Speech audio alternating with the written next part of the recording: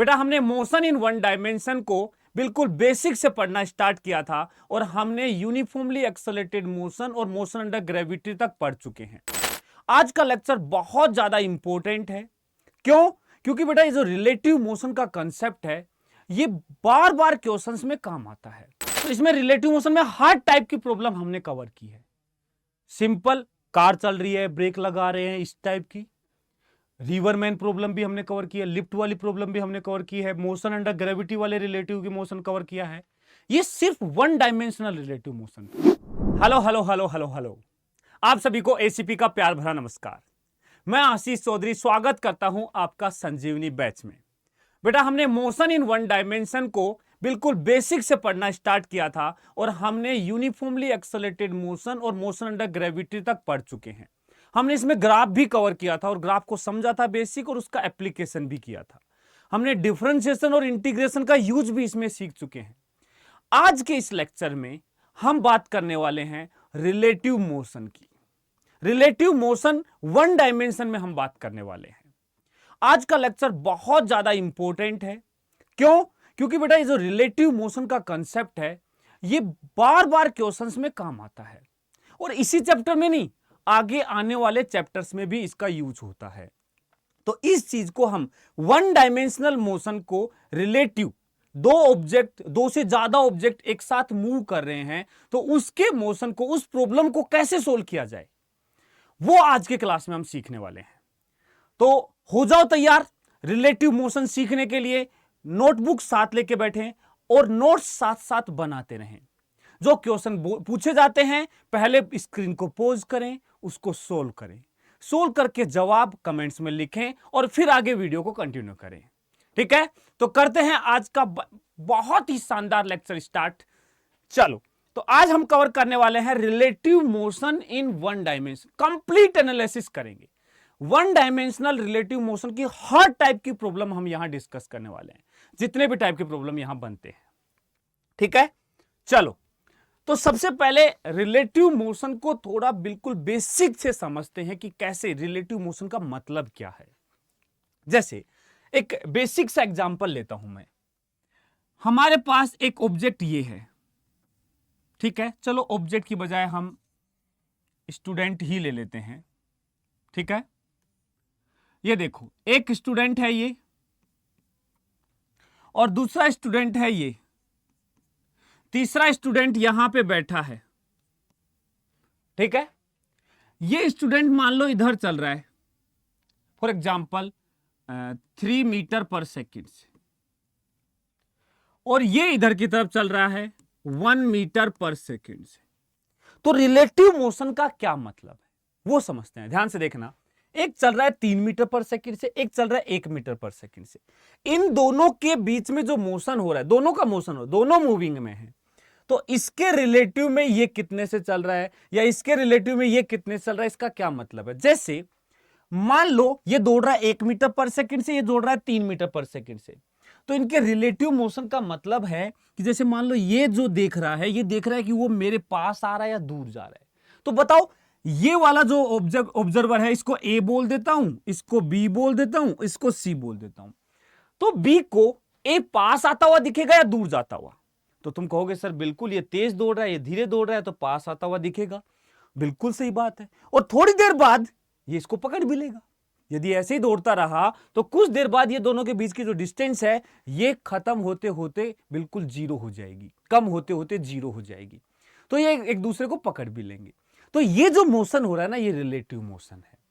यदि तुम देखोगे ऑब्जर्वर सी जो कि बैठा है, उसको लगेगा कि बी भी मेरी तरफ दौड़ के आ रहा है, ए भी मेरी तरफ दौड़ के आ रहा है, उसको भी लग रहा होगा कि बी धीरे चल रहा है, ए तेज चल रहा है, इन दोनों के बीच की डिस्टेंस धीरे धीरे खत्म हो रही है। ठीक है, तो अब जब ऐसे प्रॉब्लम, ये ऐसी सिचुएशन किसी क्वेश्चन में आती है तो उस क्वेश्चन को कैसे हैंडल करें वो हम आज सीखने वाले हैं। ठीक है, जैसे तुमसे पूछा जाए कि बताओ मान लो इन दोनों के बीच की इनिशियल सेपरेशन 10 मीटर है, मान लो 10 मीटर है, तो अगले 1 सेकंड बाद, 1 सेकंड के बाद ये वाला यहां से इधर आगे चल जाएगा 1 मीटर, 1 सेकंड में 1 मीटर चलेगा, और ये आगे चल जाएगा 3 मीटर। आगे वाले ने 1 मीटर आगे चला, पीछे वाला 3 मीटर आगे आया, तो जो 10 मीटर गैप था अब थोड़ा कम हो चुका है। सोच के देखो, ये 1 मीटर खिसका लेकिन ये 3 मीटर खिसका, तो 10 मीटर गैप था, ये 11 किया इसने। जब ये 1 मीटर आगे चला इसने 11 किया, लेकिन ये 3 कम कर दिया। इसने बढ़ाया और इसने कम कर दिया। इसने 11 किया और इसने 11 में से 3 माइनस कर दोगे तो 8 कर देगा। तो जो 10 मीटर गैप था 1 सेकंड के बाद 8 मीटर रह चुका है। तो दोनों के बीच की सेपरेशन किस रेट से घटी है? 2 मीटर पर सेकंड। 1 सेकंड में 2 मीटर से घटी है। अगले 1 सेकंड में देखोगे फिर 2 से घट जाएगी। तो दोनों के बीच की सेपरेशन जो घटने की रेट है, यही क्या है? रिलेटिव वेलोसिटी है। यही क्या है? Relative velocity. कि इन दोनों के बीच का जो डिस्टेंस है, इन दोनों के बीच का जो गैप है, वो किस रेट से चेंज हो रहा है। हम जानते हैं किसी ऑब्जेक्ट के पोजीशन की रेट ऑफ चेंज उसकी वेलोसिटी होती है, लेकिन किसी ऑब्जेक्ट के रिलेटिव, दो ऑब्जेक्ट है, एक ये और एक ये, इनकी रिलेटिव पोजीशन की जो रेट ऑफ चेंज है वो इनकी रिलेटिव वेलोसिटी हो जाएगी। तो रिलेटिव वेलोसिटी सिंपल एक वेलोसिटी तो हो गई, लेकिन इस बार हम किसी दूसरे ऑब्जर्वर के रेस्पेक्ट में बता रहे होते हैं। हम रेस्ट के या स्टेशनरी पॉइंट के रेस्पेक्ट में नहीं बता रहे होते हैं। ये रिलेटिव वेलोसिटी होगी, तो कोई अलग नहीं है। लेकिन अब इस प्रॉब्लम को हर बार ऐसे समझने में तो हमारे को बहुत तकलीफ हो जाएगी। तो इसको आसान कैसे किया जाए? इसको आसान करने का सिंपल सा तरीका सोच के देखो।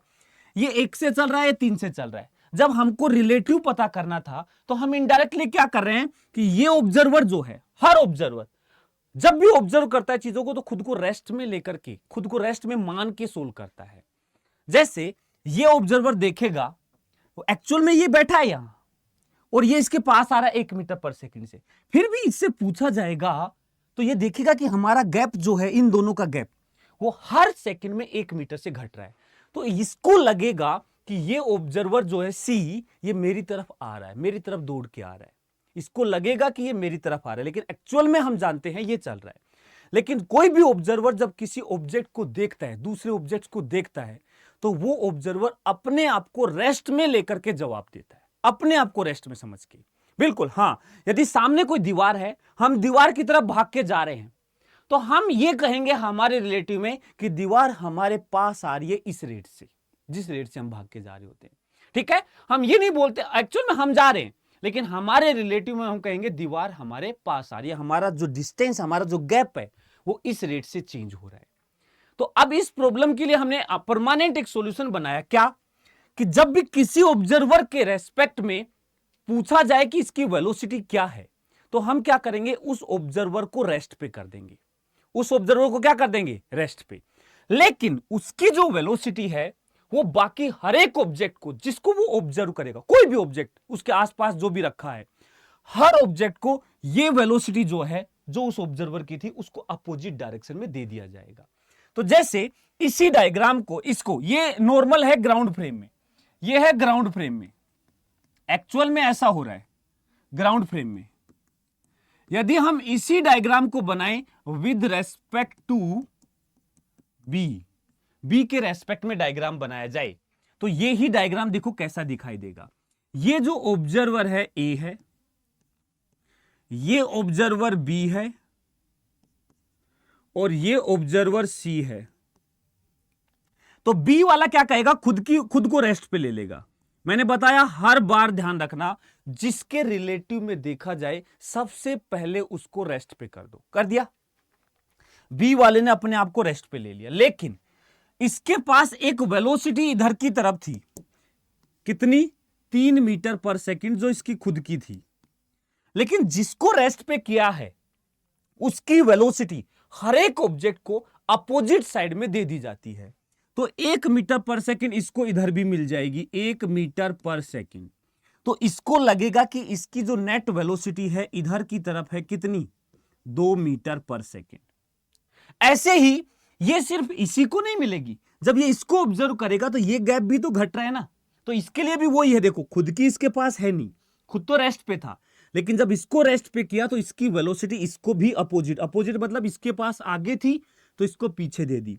और ये जो ऑब्जर्वर सी है, ये अब इधर की तरफ 1 मीटर पर सेकंड से, जो 1 मीटर पर सेकंड थी, इसको अपोजिट में मिल चुकी है, इधर चल रहा होगा। तो बी कहेगा कि सी मेरे पास आ रहा है 1 से, ए मेरे पास आ रहा है इफेक्टिवली 2 से। ठीक है, ये इनकी रिलेटिव वेलोसिटी होगी। ठीक है, अब इस रिलेटिव वेलोसिटी को लिखने का तरीका क्या है, मैथमेटिकली कैसे लिखा जाता है? तो इसके लिए एक स्पेशल तरीका है। क्या हम लिखते हैं VAB ऐसे। मान लो हमने लिखा VAB, इसका क्या मतलब है समझो, इसका क्या मतलब है समझो। वेलोसिटी, इसको ऐसे रीड करते हैं, velocity of A with respect to B. ध्यान से समझना, पहले जो है वो एक्चुअल में उसकी वेलोसिटी है। हम बात जिसकी वेलोसिटी की बात कर रहे हैं ना, जिसको ऑब्जर्व कर रहे हैं, वो ए है, तो वेलोसिटी ऑफ ए है। दूसरा नंबर जिसका आता है वो होता है किसके रिलेटिव में हम बात कर रहे हैं, तो बी के रिलेटिव में बात कर रहे हैं। तो velocity of A relative to B को लिखा जाता है वेलोसिटी ऑफ ए बी, ऐसे इस तरीके से। और इसको डिफाइन किया जाता है मैथमेटिकली VAB। ये वेलोसिटी वेक्टर मैंने इसलिए लगाया है क्योंकि वेलोसिटी एक वेक्टर क्वांटिटी है, वेक्टर रिप्रेजेंटेशन में इसको यूज करना होता है। तो ये होगा VA माइनस VB। एक्चुअल में इनडायरेक्टली देखो हमने किया वही है, जो ए की वेलोसिटी थी उसमें से बी की माइनस की। ध्यान से देखो, जो ए की वेलोसिटी थी उसमें माइनस, अपोजिट में मतलब माइनस किया किसकी, जिसके रिलेटिव में हम देख रहे थे बी की वेलोसिटी। तो ये आ गया VA vector minus VB vector. तो ये एक फॉर्मूला है जो तुम्हें याद रखना है रिलेटिव वेलोसिटी के कंसेप्ट में, ये याद रखना है। Velocity of A with respect to B होता है velocity of A minus velocity of B. अब इसके बारे में थोड़ा, अब देखो ये फॉर्मूला बहुत से बच्चों को हो सकता है याद भी होगा, कहीं ना कहीं देखा होगा, लेकिन इसमें थोड़ा समझो, हर चीज को समझो। ये रिलेटिव वेलोसिटी हो गई, ये एक इसको बोलते हैं relative velocity with respect to B. ठीक है, तो ये जो ए और बी की वेलोसिटी है ये किस फ्रेम में है, बात करें ए और बी की वेलोसिटी किस फ्रेम में लेनी चाहिए। वैसे तो नॉर्मली हम इनको ग्राउंड फ्रेम में ले लेते हैं। किस में ले लेते हैं, ग्राउंड फ्रेम में। लेकिन बता दूं, जरूरी नहीं है कि ग्राउंड फ्रेम में लें, तुम चाहे जिस फ्रेम में लो, बट सेम फ्रेम में लो। रिलेटिव वेलोसिटी, दो ऑब्जेक्ट की रिलेटिव वेलोसिटी को यह फर्क नहीं पड़ता कि तुमने किस फ्रेम से सोल्व किया है। ठीक है, बस तुम्हें ध्यान यह रखना है कि दोनों को सेम फ्रेम में सोल्व करना है, सेम फ्रेम में। ठीक है, दोनों को ग्राउंड में लोगे या दोनों को मान लो किसी ट्रेन में मूव कर रहे हैं तो दोनों को ट्रेन के रिलेटिव में लोगे, या किसी प्लेन में मूव कर रहे हैं तो दोनों को प्लेन के रिलेटिव लोगे। मतलब जिस भी फ्रेम में तुम लोगे दोनों सेम फ्रेम में होनी चाहिए, ये भी और ये भी। कुछ भी नहीं है तो नॉर्मली हम ग्राउंड फ्रेम में ले लेते हैं। ठीक है, तो यहां लिख देता हूं VA and VB may be in any frame, may be in any frame but must be in same frame। चमका मैंने क्या बोला, फ्रेम चाहे कोई भी ले लो लेकिन दोनों का फ्रेम सेम होना चाहिए। ऐसा नहीं एक को ग्राउंड के रिलेटिव में लिया, एक को किसी और के रिलेटिव में लिया, ये दोनों वेलोसिटी सेम फ्रेम में होनी चाहिए। तो इन दोनों का सब्ट्रैक्शन ये velocity of A with respect to B बताएगा। यदि velocity of B with respect to A निकालना है तो वो VB माइनस VA हो जाएगा, VB माइनस VA हो जाएगा। ठीक है, ये मैथमेटिकल एक्सप्रेशन है, लेकिन क्वेश्चन सोल्व करने के लिए ये पता होना चाहिए। क्वेश्चन सोल्व करने के लिए हमें करना क्या है, करना वही है जो हमने यहां समझा कि जिस भी ऑब्जर्वर के रिलेटिव में मोशन की बात की जाती है उस ऑब्जर्वर को रेस्ट पे कर दो, उसको किस पे कर दो, रेस्ट पे, और उसकी वेलोसिटी हर एक ऑब्जेक्ट को अपोजिट साइड में दे दो, अपोजिट डायरेक्शन में। अपोजिट किसका, जिधर वो चल रहा था ऑब्जर्वर उसके अपोजिट दे दो वेलोसिटी। ठीक है, और जितने से वो चल रहा था उतनी अपोजिट में दे दो। तो ये कंसेप्ट हमें याद रखना, मैं लिख भी देता हूं ताकि याद रहेगा। Note,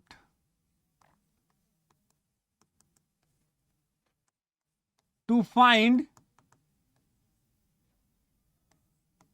velocity of any object with respect to an observer, क्या करना है, पहला make observer at rest, observer को किस पे कर दो, रेस्ट पे, ठीक है। गिव वेलोसिटी ऑफ ऑब्जर्वर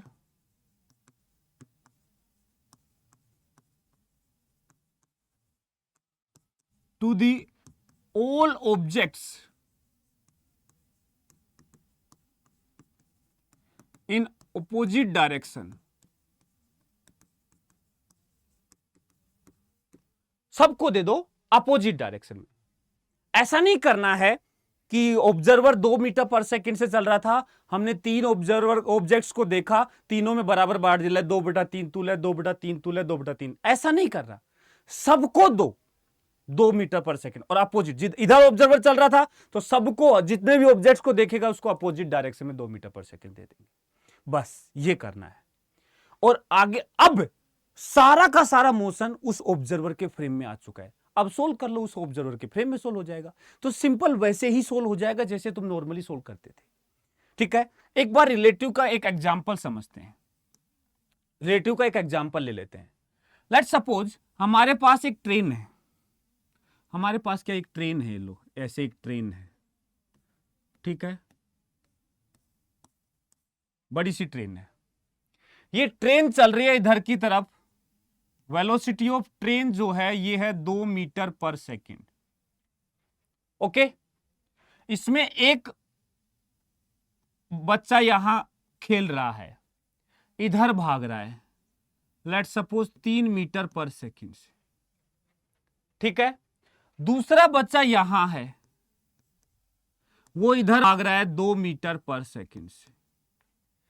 तीसरा बच्चा यहां है जो ट्रेन के बाहर है, ये ट्रेन के बाहर है, ये इधर जा रहा है 1 मीटर पर सेकंड से।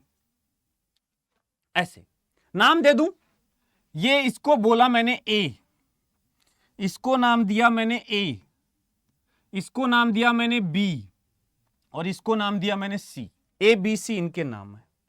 अब कुछ बातें करते हैं। अब हमें बातें करनी है ये 3 और 2 मीटर पर सेकंड किसके रिलेटिव में है। ये दोनों जो वेलोसिटी हैं रिलेटिव टू ट्रेन है। किसके रिलेटिव में है, ट्रेन के रिलेटिव में। ये बता रखा है मैंने कि ये जो दोनों वेलोसिटी हैं ये रिलेटिव टू ट्रेन है, रिलेटिव टू ट्रेन। ये दोनों वेलोसिटी ट्रेन के रिलेटिव में है, ठीक है। और ट्रेन खुद चल रही है 2 से इधर, लेकिन ये जो वेलोसिटी है ग्राउंड के रिलेटिव में है, बाहर वाले के। ये सब बता रखा है, ठीक है। अब देखो ध्यान से, मैं चाहता हूं कि ए और बी की रिलेटिव वेलोसिटी पता करूं। मैं चाहता हूं कि ए और बी की रिलेटिव वेलोसिटी पता करूं। तो देखो, find relative velocity of relative velocity of A and B. मतलब ए और बी पास आ रहे हैं, दूर जा रहे हैं, कितने से जा रहे हैं, बस ये पता करना है कि पास आ रहे हैं, दूर जा रहे हैं, और कितने से पास आ रहे हैं, कितने से दूर जा रहे हैं। चलो पता करते हैं। तो सबसे पहले मैंने काम किया, क्यों ना मैं ट्रेन के फ्रेम में पता करूंगा। मेरा मन हुआ कि मैं ट्रेन के फ्रेम में सोल्व करूंगा ए और बी को। तो देखो, पहला मैं लेता हूं with respect to train, with respect to train, train के रिलेटिव में लेता हूं। पूरे मोशन को मैं ट्रेन के रिलेटिव में सोल्व करना चाहता हूं। कर दो।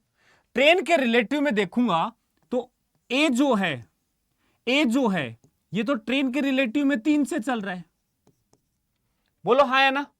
और बी जो है ये ट्रेन के रिलेटिव में कितने से चल रहा है, इधर की तरफ 2 मीटर पर सेकंड से। दोनों ही ट्रेन के रिलेटिव में है, दोनों ही ट्रेन के रिलेटिव में है। तो बताओ, दोनों, ये पास आ रहा है 3 से, ये पास आ रहा है 2 से, दोनों एक दूसरे के पास ही आएंगे। किस रेट से, वो 3 से, ये 2 से, तो टोटल 5 से आएंगे।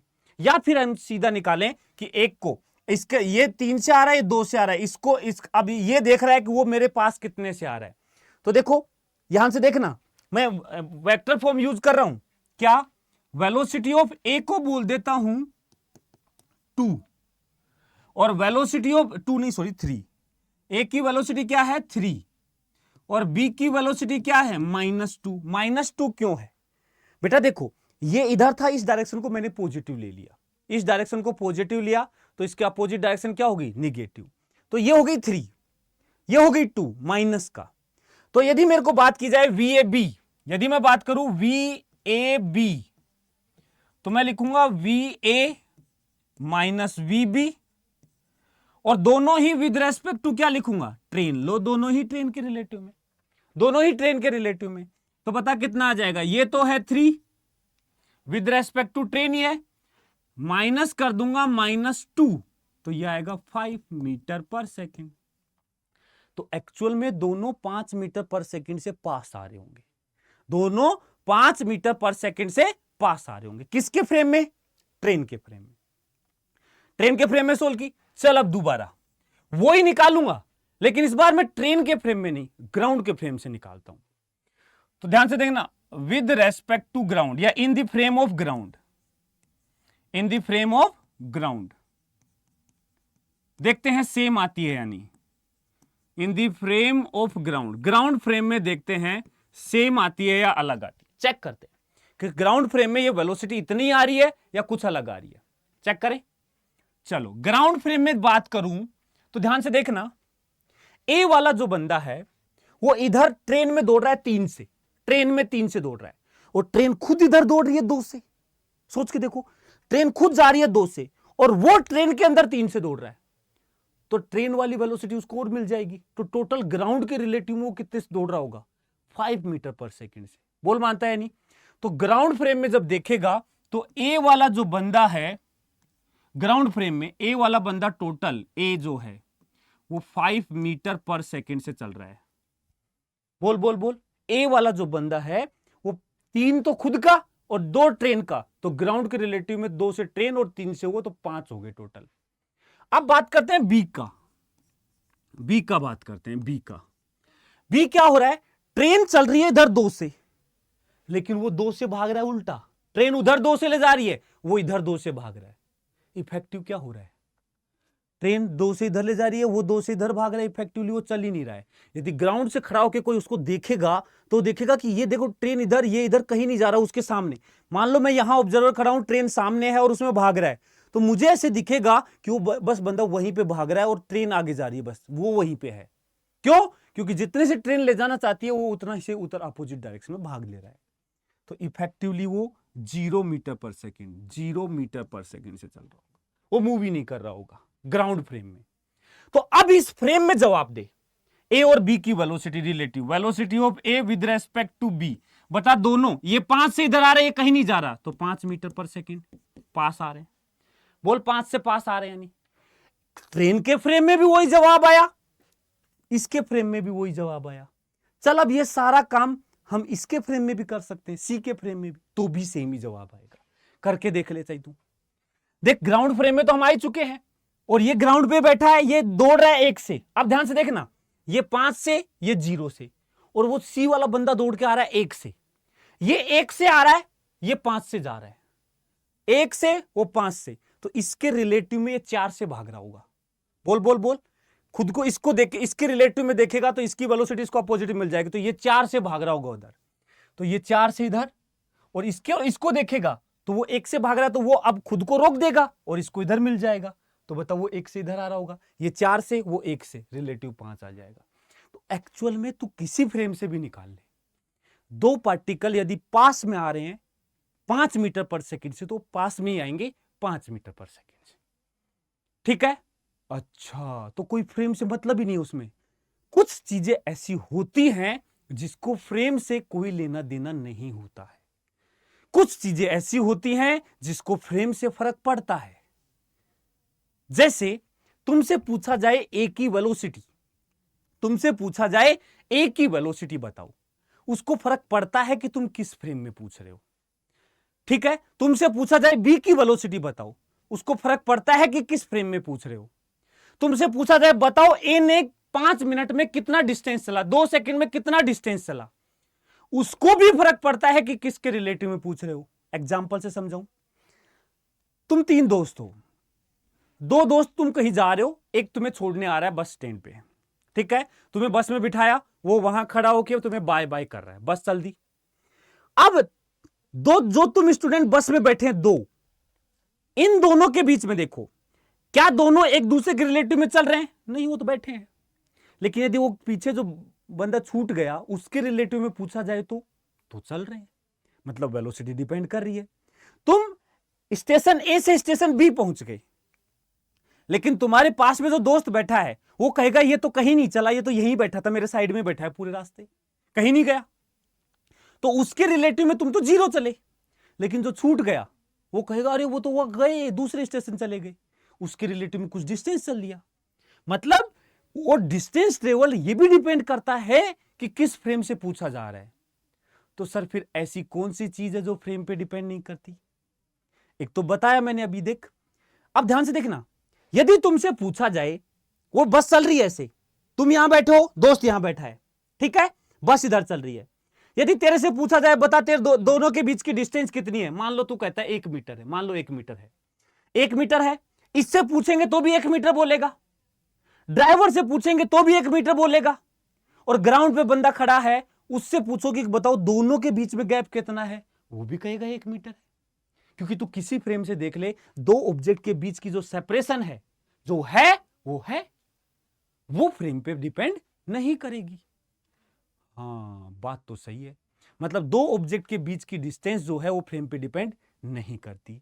और ले, वो बस चल रही थी, तुम वहां खड़े खड़े बाइक कर रहे थे, वो बस में बैठे थे, बस वाले ने जाकर किसी बाइक को ठोक दिया, किसी बाइक को ठोक दिया, टक्कर दे दी। तो वो जो टाइम है कि किस टाइम पे कोलिजन हुआ, किस टाइम पे टक्कर हुई, ड्राइवर भी वही टाइम बताएगा, स्टूडेंट जो दो बैठे हैं वो भी वही टाइम बताएंगे, और तुम पीछे खड़े हो वो भी वही टाइम बताओगे। तो किसी घटना के घटने का टाइम ये भी फ्रेम पे डिपेंड नहीं करता। तो बस ये चीजें हमें ध्यान रखनी होती हैं कि कौन कौन सी चीजें फ्रेम पे डिपेंड नहीं करती और कौन कौन सी चीजें करती हैं। जो हमारे काम आती है वो मेनली ये दो इंसिडेंट है, एक तो दो ऑब्जेक्ट के बीच की सेपरेशन और एक किसी घटना के घटने का समय। ये दोनों फ्रेम पे डिपेंड नहीं करते हैं, और हम इसी पूरा रिलेटिव इसी चीज पे चलता है, पूरा रिलेटिव का कंसेप्ट इन्हीं दो चीजों के पीछे चलता है। हम इन्हीं दो काम के लिए, टाइम या फिर वो दोनों के बीच का गैप, इसी के लिए पूरा रिलेटिव यूज करते हैं। अभी क्वेश्चंस में करेंगे जब समझ में आएगा। ये बात क्लियर हुई? कुछ चीजें ऐसी होती हैं जो फ्रेम पे डिपेंड नहीं करती, जैसे इन दोनों की रिलेटिव वेलोसिटी, किसी भी फ्रेम से देख रहे थे सेम नजर आ रही थी, तो रिलेटिव वेलोसिटी भी डिपेंड नहीं कर रही है, रिलेटिव वेलोसिटी। ठीक है, चलो ये बात हम नोट करके लिख लेते हैं, नोट करके लिख लेते हैं। तो नोट क्या क्या, पहला पॉइंट,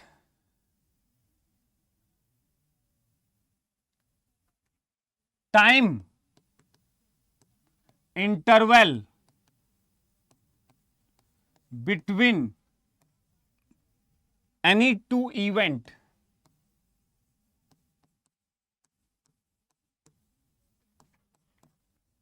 do not depends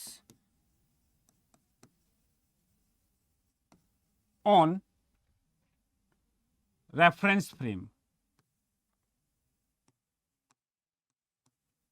हम आइंस्टीन की रिलेटिविटी थ्योरी को अभी हम बात उसकी बात नहीं कर रहे हैं, हम वो नहीं लगा रहे, मतलब समझ रहे हो ना, वो अलग चीज है, उसमें फिर चीजें बदल जाती हैं, वो तो एक अलग ही कंसेप्ट है, वो हमारे आता भी नहीं है अभी। ठीक है ना, हम नॉर्मल सिचुएशन की बात कर रहे हैं। तो दो इवेंट के बीच का जो टाइम इंटरवल है वो रेफरेंस फ्रेम पे डिपेंड नहीं करता है। दूसरा point, distance between two objects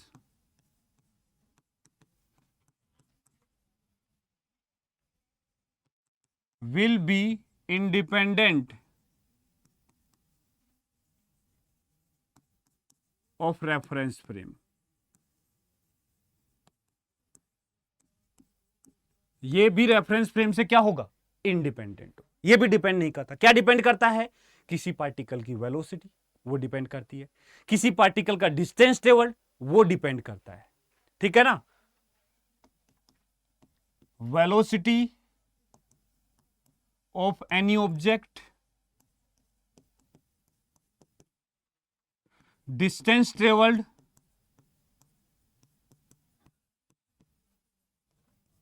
by an object,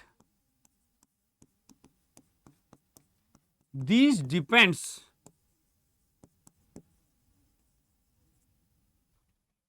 on reference frame. ये रेफरेंस फ्रेम पे डिपेंड करते हैं, ये रेफरेंस फ्रेम पे डिपेंड करते हैं। रेफरेंस फ्रेम क्या है समझ में आया? वो जो हम कह रहे थे ना कि इसके रिलेटिव में देख दो, इसको रेस्ट पे कर दो, इसको रेस्ट पे कर दो, ट्रेन के रिलेटिव में देख लो, ग्राउंड के रिलेटिव में देख लो, इसके, ये सारी रेफरेंस फ्रेम है, ये सारी रेफरेंस फ्रेम है। मतलब ये जो चीजें होंगी तुम किसी के रेस्पेक्ट में देखो कोई फर्क नहीं पड़ता, ठीक है ना। और जब कोई फर्क नहीं पड़ता ना तो हम एक ऐसा रेफरेंस फ्रेम लेते हैं जिससे क्वेश्चन बड़ा आराम से सोल्व हो जाए, क्योंकि उसको फर्क तो पड़ता ही नहीं है, किसी फ्रेम से भी निकालो। तो हम एक ऐसे फ्रेम से निकालेंगे जब मजे मजे में हम निकाल सकें।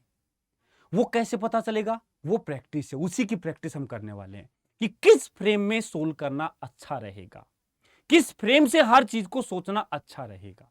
वो सारी चीजें हम अब सीखने वाले हैं, वो ही हम बात करने वाले हैं। यही रिलेटिव का मजा है। ऐसी ऐसी प्रॉब्लम जो बहुत कॉम्प्लेक्स होगी लेकिन रिलेटिव से बड़ा आराम से सोल्व हो जाएगी। बेटा रिलेटिव का जो कंसेप्ट है ना, किसी भी क्वेश्चन में ऐसा नहीं है कि इसको बिना रिलेटिव सोल्व ही नहीं कर सकते, ऐसा नहीं होता है। तुम सोल्व कर सकते हो, लेकिन सोल्व करने का तरीका हो सकता है काफी कॉम्प्लेक्स जा रहा है, बड़ा जा रहा है, लेकिन रिलेटिव उसी चीज को बड़ी आसानी से तुम्हें दिखा देगा, ठीक है ना। इसलिए हम रिलेटिव यूज करते हैं। अदरवाइज ऐसा कोई जरूरी नहीं कि बिना रिलेटिव सोल्व ही नहीं कर सकते, बिना रिलेटिव काम ही नहीं चल सकता, चल सकता है, लेकिन चीजें काफी कॉम्प्लेक्स हो जाएंगी। उसको आसान बनाने के लिए रिलेटिव एक सपोर्टिंग टूल है, रिलेटिव, ठीक है। कोई दिक्कत? हर एक चीज पे ध्यान देंगे कि कब लगाना है, किस फ्रेम से लगाने में फायदा मिलेगा, हर क्वेश्चन से हम कुछ सीखेंगे यहां पे, ठीक है। चलो चलो अब एक क्वेश्चन ही कर लेते हैं, एक क्वेश्चन ही कर लेते हैं। एक स्टूडेंट है, यहां खड़ा है, ये बस है और इसकी डिस्टेंस जो है ना वो ले लेते हैं, चलो चलो चलो हम ले लेते हैं 100 मीटर ले लें, नहीं 50 मीटर ले लेते हैं, 50 मीटर ले लेते हैं। देना चाहिए था इसको, क्वेश्चन में दिया नहीं है इसने। 50 मीटर ले लेते हैं, 50 मीटर, ठीक है। तो क्या है सिचुएशन, बता देता हूं क्वेश्चन की क्या है। ये बस है, यहां स्टेशन पे खड़ी है, स्कूल बस है, सुबह सुबह लेने आई है बच्चों को, ये खड़ी है अपने जगह पे। एक बच्चा है जो घर से आ रहा है, लेकिन 50 मीटर दूर पर बस खड़ी है।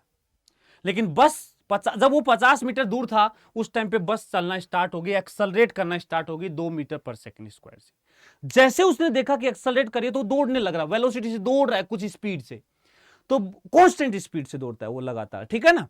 तो बोला कि बताओ मिनिमम वेलोसिटी जिससे वो दौड़े ताकि वो बस को पकड़ सके, ताकि वो बस को पकड़ सके। भाई यदि उसको एक कम से कम स्पीड तो रखनी पड़ेगी ना, अदरवाइज ज्यादा ही स्लो दौड़ा तो हो सकता है वो बस को पकड़ ही ना पाए। लेकिन तेज दौड़ने में कोई दिक्कत, थोड़ा जल्दी पकड़ लेगा, हमें उससे मतलब नहीं है, हमें वो बताना कि कम से कम इतने से दौड़नी पड़े, कम से कम तेरे को इतने से दौड़ना पड़ेगा कि इस बस को पकड़ सके। अब सोचो इस क्वेश्चन को यदि हम ग्राउंड फ्रेम में सोल्व करेंगे तो कैसे करेंगे। मैं थोड़ा सा हिंट देता हूं कैसे करेंगे, तुम सोल्व करके देखना। तुम कहोगे हाँ ठीक है, किसी टाइम टी के बाद ये बंदा इस बस को पकड़ लेगा। देखना कैसे सोल्व करोगे। किसी टाइम टी के बाद ये बंदा इस बस को पकड़ लेगा और इसकी वेलोसिटी यू मान लोगे, तो तुम कहोगे टी टाइम में इसका डिस्प्लेसमेंट निकालो, S is equal velocity into time करके निकाल दोगे। उतने टाइम में इसका डिस्प्लेसमेंट निकालोगे और इसके डिस्प्लेसमेंट में से इसके डिस्प्लेसमेंट माइनस करके 50 के इक्वल कर दोगे। वहां से एक इक्वेशन आएगा, वहां से यू टाइम के फंक्शन में कुछ ऐसा आएगा और उसको तुम मिनिमाइज करोगे, सोल्व करके आंसर निकालोगे। हालत खराब हो जाएगी, क्वेश्चन तुम सोल्व नहीं कर पाओगे, छोड़ के भाग जाओगे। ये बात होगी, इतना इतना डिफिकल्ट बन जाएगा ये। लेकिन इसको अब रिलेटिव से क्या आराम से सोल्व किया जा सकता है, देखते हैं। तो देखो किसके रिलेटिव में तुम चाहते हो, तुम क्या चाहते हो। देखो एक बात पक्की है, जिसके भी रिलेटिव में तुम सोल्व करोगे वो चीज आ जाएगी रेस्ट पे, वो चीज आ जाएगी रेस्ट पे, और दूसरा पार्टिकल ऑब्जेक्ट जो है वो मूव कर रहा होगा और वो आके बस में बैठ जाएगा। अब दो तरीके हैं, ग्राउंड फ्रेम में तो ऑब्वियस सी बात है नहीं सोल्व कर, ग्राउंड फ्रेम में तो सारी बातें हो ही रही है, इतना कॉम्प्लेक्स हो ही रहा है। तो हम चलो एक ऑप्शन है हमारे पास, स्टूडेंट के रेस्पेक्ट में करें। तो तब तुम स्टूडेंट के रेस्पेक्ट में करोगे तो वो हो जाएगा रेस्ट पे और बस उसको लेने आएगी, आएगी पर अच्छा नहीं लगेगा यार, बस उसको लेने आ रही है। वैसे तुम किसी से सोल्व करो उससे फर्क नहीं पड़ता, लेकिन कभी कभी चीजें ऐसी होती है कि अच्छी फ्रेम लेने से क्वेश्चन अच्छा लगता है, आसान लगता है और सोल्व हो जाता है। अच्छा क्या लगेगा कि बच्चा दौड़ के बस में बैठे, वो अच्छा लगेगा। तो बस का कुछ काम नहीं है, बस लगातार 2 मीटर पर सेकंड स्क्वायर से चलने लग गई, तो तुम बस के रिलेटिव में सोल्व कर दो। तो जब बस के रिलेटिव में जाओगे तो बस को कर दोगे रेस्ट पे, और उसके पास जो भी वेलोसिटी है या जो भी एक्सेलरेशन है वो सब दूसरे ऑब्जेक्ट को दे दिया जाएगा अपोजिट डायरेक्शन में। वेलोसिटी नहीं, एक्सेलरेशन के लिए भी होता है, चाहे वेलोसिटी हो चाहे एक्सेलरेशन हो, दूसरे ऑब्जेक्ट्स को जिसको ऑब्जर्व कर रहे हैं उनको अपोजिट डायरेक्शन में दे देते हैं। तो देखना, मैं इस प्रॉब्लम को एक बार बस के रिलेटिव में लिखता हूं। तो विद रेस्पेक्ट टू बस इस प्रॉब्लम को दोबारा से बना रहा हूं, लेकिन किसके रिलेटिव में? बस के रिलेटिव में। तो बस के रिलेटिव में बस तो हो गई रेस्ट पे, ये तो रेस्ट पे हो गई। कितने पहिए? 2 ही हैं क्या? 4 है मतलब, ठीक है। ये तो हो गई रेस्ट पे, और ये स्टूडेंट है। मैंने कहा लेट सपोज ये यू से भाग रहा है, यू से मान लिया यू स्पीड चाहिए, तो इसके पास यू स्पीड आगे है, बस के पास कोई स्पीड नहीं है, वो रेस्ट से स्टार्ट थी, तो कोई स्पीड नहीं है, तो इसको रिलेटिव कुछ मिलेगा ही नहीं। लेकिन बस के पास एक्सेलरेशन है, किधर की तरफ? आगे की तरफ। तो जब इसको रेस्ट पे करेगा तो उसको एक्सेलरेशन किधर की तरफ मिलेगा? बता, उसको एक्सेलरेशन किधर की तरफ मिलेगा? पीछे की तरफ। इसके पास आगे है तो इसके रिलेटिव में देखेगा तो इसको किधर मिलेगा? पीछे ए, पीछे मिलेगा ऐसे ए। तो इसके पास यू स्पीड आगे है और अब इसके पास पीछे की तरफ एक्सेलरेशन है, मतलब रिटार्डेशन है। क्या है? रिटार्डेशन। तो यू से इधर चल रहा है लेकिन पीछे की तरफ रिटार्डेशन है, तो स्पीड घटती जाएगी। बस कहीं नहीं जा रही है, बस यही है, स्पीड घटते जाएगी घटते जाएगी, एक टाइम ऐसा आएगा रुक जाएगा ये। यदि ये बस पकड़ने से पहले रुक गया, यदि ये बस पकड़ने से पहले रुक गया और उधर चलने लग गया, तो फिर ये इस बस को कभी नहीं पकड़ पाएगा। ये इसके रिलेटिव में है, बस के रिलेटिव में। उसी मोशन को बस के रिलेटिव में देखा जा रहा है। ग्राउंड के रिलेटिव में बस भी चल रही है, वो भी दौड़ रहा है लगातार आगे, लेकिन जब बस के रिलेटिव में देखोगे तो वो गैप पहले कम हो रहा होगा, और यदि वो नहीं पकड़ पाएगा तो फिर वो गैप बढ़ने लग जाएगा और बढ़ता ही चला जाएगा। तो बस के रिलेटिव में क्या हो रहा है कि वो तो वही है, ये आ रहा है, गैप कम हो रहा है और एक टाइम पे रुक जाएगा। यदि बस पकड़ने से पहले रुक गया तो इसको नहीं पकड़ पाएगा। अब देखो प्रॉब्लम कैसे आसान कैसे हुई है, ध्यान से देखना। क्या हमने ऐसा क्वेश्चन पहले किया है जिसमें ऑब्जेक्ट जो है वो आगे चल रहा है और पीछे की तरफ एक्सेलरेशन है और कुछ डिस्टेंस जाके रुक जाए? क्या ऐसा क्वेश्चन हमने किया है? याद करो, क्या ऐसा क्वेश्चन हमने किया है? स्टॉपिंग डिस्टेंस निकाली थी, याद करो। एक कार चल रही है, ब्रेक लगा रही है, कितना दूर जाके आगे रुकेगी? किए थे ऐसे क्वेश्चन? तो स्टॉपिंग डिस्टेंस वाला ही तो क्वेश्चन है ये। बस हम क्या कहेंगे, यदि तुम चाहते हो कि ये बस पकड़ ले तो इस ऑब्जेक्ट की, इस स्टूडेंट की स्टॉपिंग डिस्टेंस 50 मीटर से ज्यादा होनी चाहिए। 50 मीटर से ज्यादा मतलब ये आगे जाके रुके। ऑब्वियस सी बात, हम जानते हैं आगे नहीं जाएगा, वो चुपचाप बस में बैठ जाएगा। बट हम कह रहे हैं कि यदि स्टॉपिंग डिस्टेंस तुम चाहते हो 50 से कम करोगे, गलत हो जाएगा, नहीं पकड़ पाएगा। तो टू कैच द बस हमें क्या करना है? हमें क्या करना है? S stopping should be greater than equal to 50 meter. S stopping क्या होता है? यू स्क्वायर बाई 2a होता है, ग्रेटर देन इक्वल टू 50। तो यू स्क्वायर निकालना है, 2 इंटू ए कितना है रिटार्डेशन उसके पास? 2 मीटर पर सेकेंड स्क्वायर। ये देख, ये ए नहीं, एक्चुअल में 2 मीटर पर सेकेंड स्क्वायर है, ठीक है ना? ये क्या है? 2 मीटर पर सेकेंड स्क्वायर। रख दे। 2a greater than equal to 50, तो u square is greater than equal to 4, कितना आएगा? 5 चौक 20, 200। u is greater than equal to 10√2, 10√2। तो उसकी जो वेलोसिटी है 10√2 से ज्यादा होनी चाहिए, मीटर पर सेकेंड आ जाएगा, मीटर पर सेकेंड। 10√2 से क्या होनी चाहिए? ज्यादा। देख कितना आराम से सोल्व हो गया, कुछ नहीं करना पड़ा, कुछ नहीं करना पड़ा ज्यादा तुम्हें। बस ये अपने आप इनइक्वालिटी बन गई, अपने आप स्पीड आ गई कि इससे ज्यादा, कम से कम इसके बराबर जस्ट पकड़ लेगा। इससे ज्यादा यदि मान लो 10√2 से ज्यादा दोगे, मान लो 20 दिया, 20 मीटर पर सेकंड दोगे तो वो बस को पहले पकड़ लेगा। वो एज पॉइंट नहीं आएगा, जस्ट पकड़ा ही है, वो पहले पकड़ लेगा बस, और कुछ नहीं होगा। ठीक है, तो 10√2 से कम दोगे तो वो बस कभी पकड़ ही नहीं पाएगा, बस निकल जाएगी।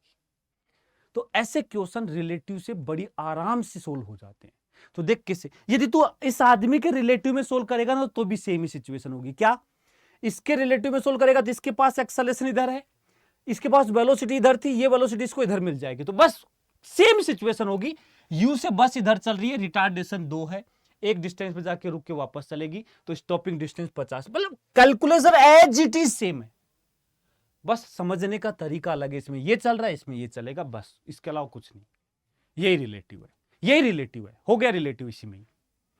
और करें क्वेश्चन, चलो और करते हैं, एक क्वेश्चन और करते हैं। देख, कार ए है, कार बी है, दो कार है, ये चल रही है 30 से, वो चल रही है 20 से, स्पीड दे रखी है इनकी। ठीक है, दोनों के बीच में गैप है 50 मीटर। बोला है क्या कार ए, इसमें कुछ गड़बड़ हो गई है, एक्सेलरेशन भी दिया था, हाँ एक्सेलरेशन भी है, इसका कितना है क्वेश्चन में, 2 मीटर पर सेकंड स्क्वायर पीछे की तरफ, मतलब कार बी ए है, कार ये ए है। कैच नहीं, मतलब हमें यह बात करना है कि कार हिट करेगी या नहीं। क्वेश्चन कहते हैं, will car A hit car B, will car A hit, car A will hit car B, ये बताना है। कार ए कार बी को हिट करेगी या नहीं करेगी, कार ए कार बी को हिट करेगी या नहीं करेगी, ये बताना है। ये 30 से चल रही है, ये 20 से चल रही है, 50 मीटर का गैप है, 2 मीटर पर सेकंड स्क्वायर रिटार्डेशन है, ब्रेक लगा दी उसने। तो बताओ कि क्या ए कार बी को हिट करेगी या नहीं करेगी। तो क्या करें बताओ, किसके रिलेटिव में सोल्व करें। तो देखो बी, मुझे बी अच्छा लग रहा है, क्योंकि बी कुछ नहीं कर रही, बस ऐसे समझो चल रही है लगातार 20 से, कुछ नहीं है, तो इसको रेस्ट पे ले लो, इसके रिलेटिव में सोल्व कर लो। वैसे कोई फर्क नहीं करता, किसी के रिलेटिव में सोल्व कर, तू एक के रिलेटिव में सोल्व करके देख, आंसर सेम ही आएगा। तो विद रेस्पेक्ट टू बी बात करूं, तो बी के रिलेटिव में बात करूंगा, तो ये वाली जो कार है, ये जो कार है बदल गई लगता है शायद, पर जो भी है ये रेस्ट पे आ गई। और जो ये कार है,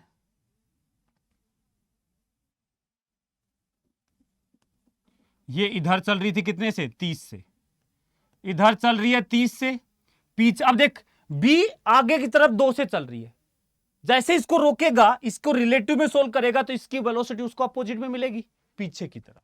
पीछे की तरफ कितना मिल गया, 20 मीटर पर सेकेंड। कितना मिल गया, 20 मीटर पर सेकेंड। एक्सेलरेशन किधर था इसका, पीछे की तरफ, कितना, 2 मीटर पर सेकेंड स्क्वायर।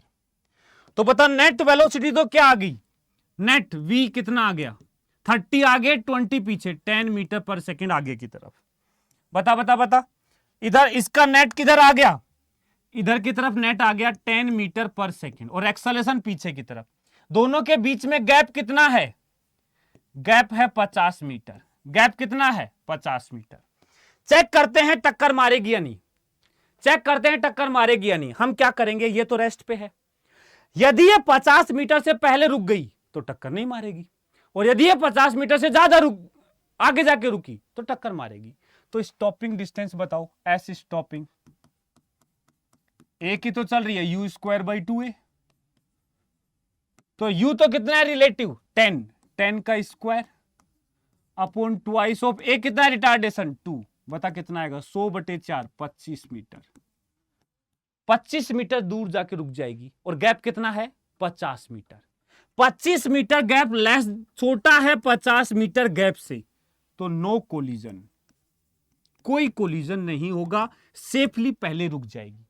अगला क्वेश्चन ये पूछ सकता था कि बताओ दोनों के बीच की मिनिमम सेपरेशन क्या होगी, ये क्वेश्चन भी पूछ सकता था। यदि हिट नहीं करेगी तो मिनिमम कितना दूर जाके रुकेगी एक दूसरे से। तो आंसर क्या आएगा, कितना दूर जाके रुकेगी? गैप क्या रह जाएगा? 25 मीटर दूर जाके रुकी है, 50 गैप था, तो 25 मीटर दोनों के बीच में मिनिमम सेपरेशन बच जाएगी, ये गैप हो जाएगा।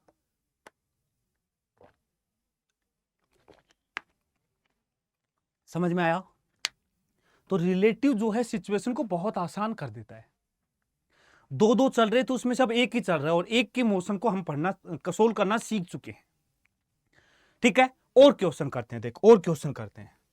एक क्वेश्चन ये और ऐसा ही, ये तू सोल्व कर, तू सोल्व कर, क्या ट्राई? देख, two car C1 and C2 moving in same direction on a straight single lane, सीधी एक लेन है, ठीक है। एक चल रही है 12 से, एक चल रही है 10 से, दोनों के बीच की सेपरेशन है 200 मीटर। उसी टाइम पे C2 एक्सेलरेट होना स्टार्ट कर गई टू अवॉइड कोलिजन, तो बोला है मिनिमम एक्सेलरेशन क्या हो जिससे वो कोलिजन ना करे। देखो वैसा ही क्वेश्चन है, इस बार पूछा है कि मिनिमम एक्सेलरेशन मतलब रिटार्डेशन पूछा है, मिनिमम रिटार्डेशन क्या हो कि ये कोलिजन ना करे। कौन? C2 का, अच्छा, इसने एक्सेलरेट, फिर तो ठीक है, रिटार्डेशन नहीं, ये एक्सेलरेट हो रही है, मतलब ये चल रही है 10 से, ये चल रही है 12 से, लग रहा है कि अरे यार पीछे वाली ठोकने वाली है कार, तो आगे वाले ने क्या किया? एक्सेलरेटर दबाया, एक्सेलरेटर दबाया तो एक्सेलरेट होना स्टार्ट की। तो बताओ मिनिमम कितना एक्सेलरेशन इसको आगे रखना पड़ेगा कि पीछे वाली आके इसको ना ठोके, वो पूछा है। तो बताओ क्या करें? बता, C1 के रेस्पेक्ट में सोल्व करें या C2 के रेस्पेक्ट में? किसी के रिलेटिव में सोल्व कर ले, कोई फर्क नहीं पड़ता। बोल, C2 के रिलेटिव में कर ले या C1 के, किसी के कर ले। चल हम C1 के रेस्पेक्ट में कर लेते हैं, या C2 के। देख, चाहे इसके रिलेटिव में कर ले चाहे इसके रिलेटिव में, उससे फर्क नहीं पड़ता है।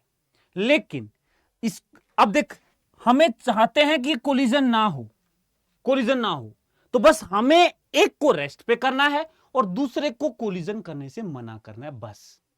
तो चलो हम विद रेस्पेक्ट टू C1 कर लेते हैं, किसी के रिलेटिव में कर लो, C1 के रिलेटिव में। C1 के रिलेटिव में देखेंगे तो ये है C1, अब देखो कार बनाने का टाइम नहीं है, ये है C2, C1 ये आ गया रेस्ट पे, C2 10 से आगे चल रही थी, C1 12 से आगे चल रही थी, इसको पीछे मिल गया अपोजिट में 12 इधर मिल गया, और इसका एक्सेलरेशन इधर की तरफ A है। तो बता इसका नेट क्या आएगा? इन दोनों का नेट क्या आएगा? इधर की तरफ आएगा 2 मीटर पर सेकंड, बोलो बोलो, इन दोनों का नेट आएगा इधर की तरफ 2 मीटर पर सेकंड। तो क्वेश्चन क्या है?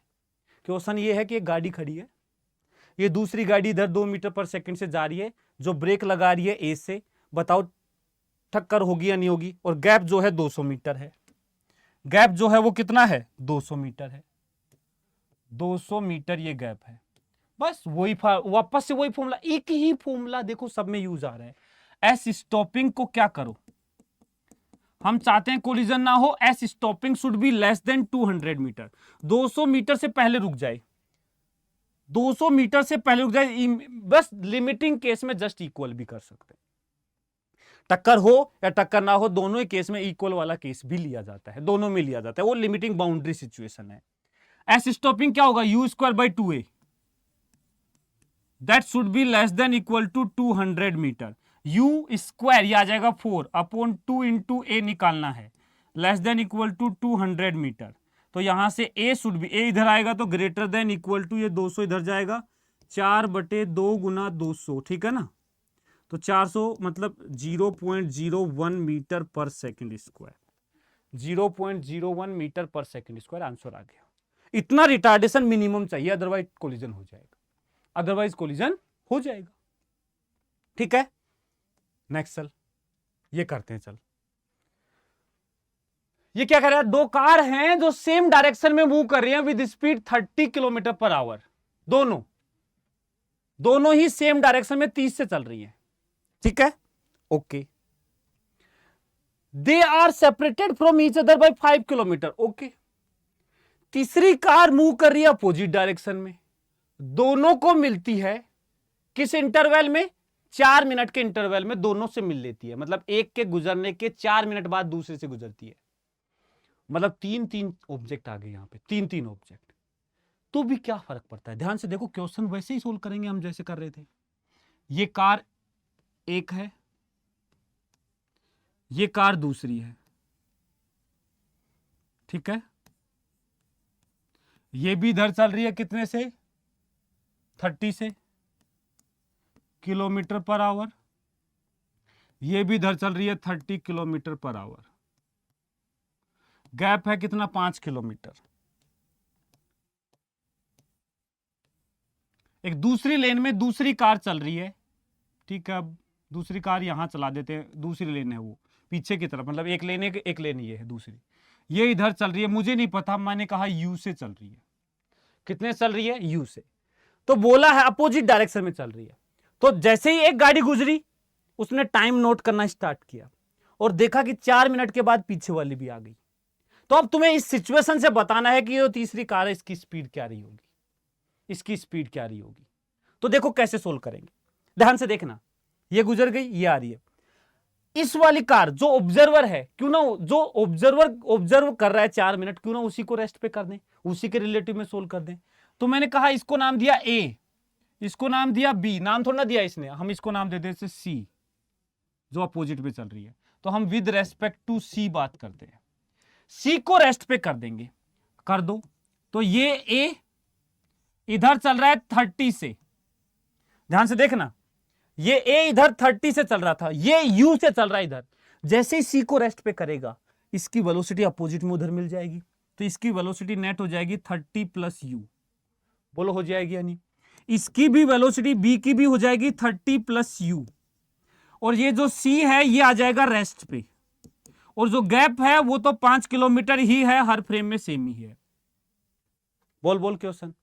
अब ध्यान से देख, ये क्या कर रहा है। अब देख इस फ्रेम में भी टाइम तो वही है, किसी भी फ्रेम में सोल्व कर, 4 मिनट तो 4 मिनट है, 4 मिनट तो 4 मिनट है, इंटरवल है वो तो 2 इवेंट के बीच में, एक कार गुजरी और दूसरी कार गुजर रही है, तो वो टाइम तो सेम रहने वाला है।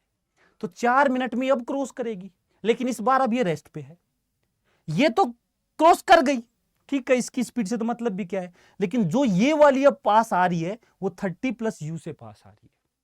कितने से पास आ रही है, 30 प्लस यू से। तो सोच 5 किलोमीटर इस स्पीड से कितने टाइम में चलेगी। तो टू कहेगा टाइम जो है वो इक्वल होना चाहिए किसके, डिस्टेंस अपॉन स्पीड। टाइम है 4 मिनट, लेकिन 4 मिनट है, उसको आवर में बदल, क्यों, सारी किलोमीटर पर आवर, किलोमीटर ये है तो आवर में रखना पड़ेगा। तो 4/60 इक्वल होगा, डिस्टेंस कितना है 5 किलोमीटर, स्पीड कितनी है 30 प्लस यू। सोल्व कर दे, सोल्व कर दे, इसको आंसर आ जाएगा। तो सोल्व कर इसको, ये आ जाएगा कितना, उधर भेजेगा तो 4 तिया 12, 120 प्लस 4u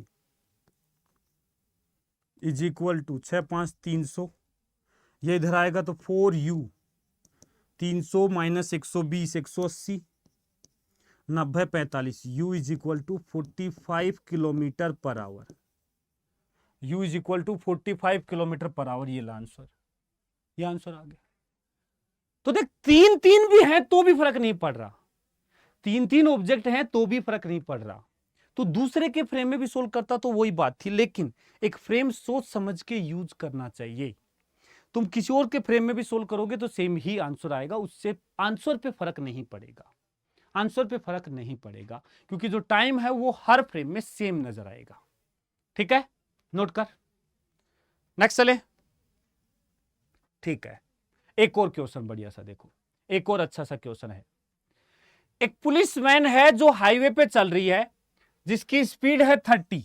ओके, एक बुलेट फायर करती है चोर की गाड़ी के ऊपर, जो कि उसी डायरेक्शन में चल रही है, किस स्पीड से 192 की। तो 2 गाड़ियां हैं, ये ले, एक गाड़ी है ये पुलिस की, ये तो पुलिस की गाड़ी है, और ये चोर की गाड़ी है, थीप की गाड़ी है। ठीक है, पुलिस चल रही है इधर कितने से 30 kilometre per our, 30 kilometre per our, और ये आगे भगा रहा है भयंकर स्पीड से 192, मरेगा ये तो, किलोमीटर पर आवर। तो पकड़ तो पाया नहीं, पुलिस ने गोली फायर कर दी, कितने से। अब ध्यान से देखना, द मजल स्पीड ऑफ द बुलेट। बेटा मजल स्पीड का क्या मतलब होता है ये समझ पहले, मजल स्पीड से क्या मतलब है। मजल स्पीड होता है कि जो गोली जहां से निकल रही है, जैसे बंदूक से निकल रही है, तो उस बंदूक के रिलेटिव में ये स्पीड है, उसके रिलेटिव में। मतलब यदि बंदूक आगे दौड़ रही होगी और ये गोली भी निकलेगी तो नेट गोली की स्पीड ज्यादा हो जाएगी, वो गन वाली और मिल जाएगी उसको। गन के रिलेटिव में वो 150 मीटर पर सेकंड से निकली है। गन यदि मान लो 10 से चल रही है तो 150 प्लस 10 160 हो जाएगा। पीछे चल रही है तो 150 में से 10 माइनस हो जाएगा। समझ गए? तो मजल स्पीड है गन के रिलेटिव में स्पीड। और गन लगी हुई है कहां पे? पुलिस की वैन पे। मतलब गन की स्पीड कितनी है? पुलिस की वैन के इक्वल है। ठीक है, तो यहां से बुलेट जो फायर होगी, यहां से बुलेट जो फायर होगी वो इसके रिलेटिव में 150 है। 150 मीटर पर सेकंड है, ये ध्यान रखना। ठीक है, और बाकी किलोमीटर पर आवर है। और ये वाली जो वेलोसिटी है ये विद रेस्पेक्ट टू गन है, विद रेस्पेक्ट टू गन है। ओके, पूछा क्या है? बताना है कि with what speed does the bullet hit the thieves car.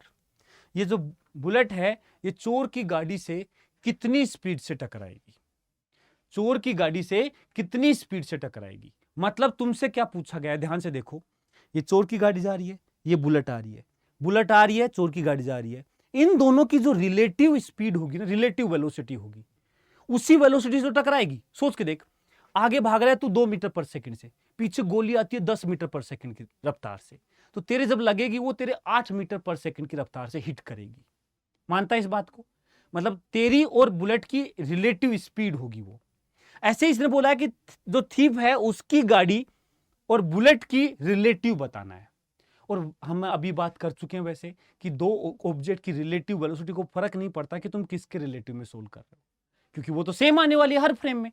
तो ये तो सिर्फ बेवकूफ बनाने की बातें हैं कि इस फ्रेम में, अब तुम किसी भी फ्रेम में सोल्व करो लेकिन दो सबको फिर सेम फ्रेम में लो। तो हम सोचते हैं किसको फ्रेम सबसे आसानदायक रहेगी। तो देखो ये 150 हमें पहले से किसी भी फ्रेम में दे रखी है। किसकी फ्रेम में? कार की फ्रेम में। तो मैं क्यों चेंज करूं? मैं क्यों ना इसी के फ्रेम में सोल्व कर दूं? क्यों ना मैं पुलिस के फ्रेम में ही सोल्व कर दूं? सारा काम ही खत्म। सबकी वेलोसिटी पुलिस के फ्रेम में ले लूं तो इसको चेंज नहीं करना पड़ेगा, 150 150 रह जाएगा। मानता है इस बात को? तो with respect to police, police के रेस्पेक्ट में बात करें तो देखो क्वेश्चन ये हो जाएगा, ये तो आ जाएगा अब रेस्ट पे, ये तो आ जाएगा रेस्ट पे, लेकिन जो बुलेट है वो आगे चल रही होगी 150 मीटर पर सेकंड से, और जो चोर की गाड़ी है अब वो आगे चल रही थी 192 से, और पीछे की तरफ पुलिस की देखो ये 30 थी, पुलिस की पीछे मिल जाएगी इसको 30। तो इफेक्टिवली इसकी कितनी हो जाएगी? बता इसकी स्पीड, इफेक्टिव इसकी स्पीड कितनी हो जाएगी? आगे की तरफ कितनी हो जाएगी? 192 30 162 162 किलोमीटर पर आवर। ये मीटर पर सेकंड में, ये किलोमीटर पर आवर में। तो तुझे क्या करना पड़ेगा? मीटर पर सेकंड में बदलना पड़ेगा। बदल 162 मीटर पर सेकंड में बदलने के लिए 5/18 से मल्टीप्लाई करते हैं। मीटर पर सेकंड में बदलने के लिए किससे मल्टीप्लाई करते हैं? 5/18 से। बता कितना आएगा? मुझे तो डिवाइड करना कम ही आता है। बता बता बता। 18 की टेबल तो मेरे को आती नहीं है भाई? 18 की टेबल आती है? 162 8 70 80, हाँ यार 9 बार जाएगा ये तो। ये 9 5 45 आएगा, ये तो 45 मीटर पर सेकंड आएगा। और वो 150, ये 45, 150 यार ये 45 यार, ये तो रिलेटिव कितना होगा? रिलेटिव वेलोसिटी कितनी होगी? बता बता। ये 45 से चल रही है, वो 150 से आ रही है, सेम डायरेक्शन में चल रही है, तो माइनस हो जाएंगी। 150 माइनस 45 105 मीटर पर सेकंड आंसर आ जाएगा। 105 मीटर पर सेकंड आंसर आ जाएगा। बोल बोल बोल, कितना आराम से क्वेश्चन सोल्व हो गया। तू पुलिस के रेस्पेक्ट में सोल्व कर ले, चोर की गाड़ी के रेस्पेक्ट में, आंसर सेम आएगा। नोट करो, समझ गए? चलो नेक्स्ट, एक और क्वेश्चन। फिर से 3-3 आ गए, हाथी आ गए इस बार। तो देखो अच्छा क्वेश्चन है, ध्यान समझना। कह रहा है 3 एलिफेंट है, ए बी और सी। ए चल रहा है 5 से, बी चल रहा है यू से पता नहीं, और सी चल रहा है 10 से।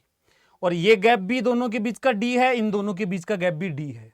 ठीक है, बोला व्हेन बी कैचेज सी, जब बी सी को कैच करता है, बी ये रहा सी, मतलब ये पक्का 10 से ज्यादा से चल रहा होगा तो कैच कर रहा है इसको। तो जब बी सी को कैच करता है, when B catches C, separation between A and C become 3D।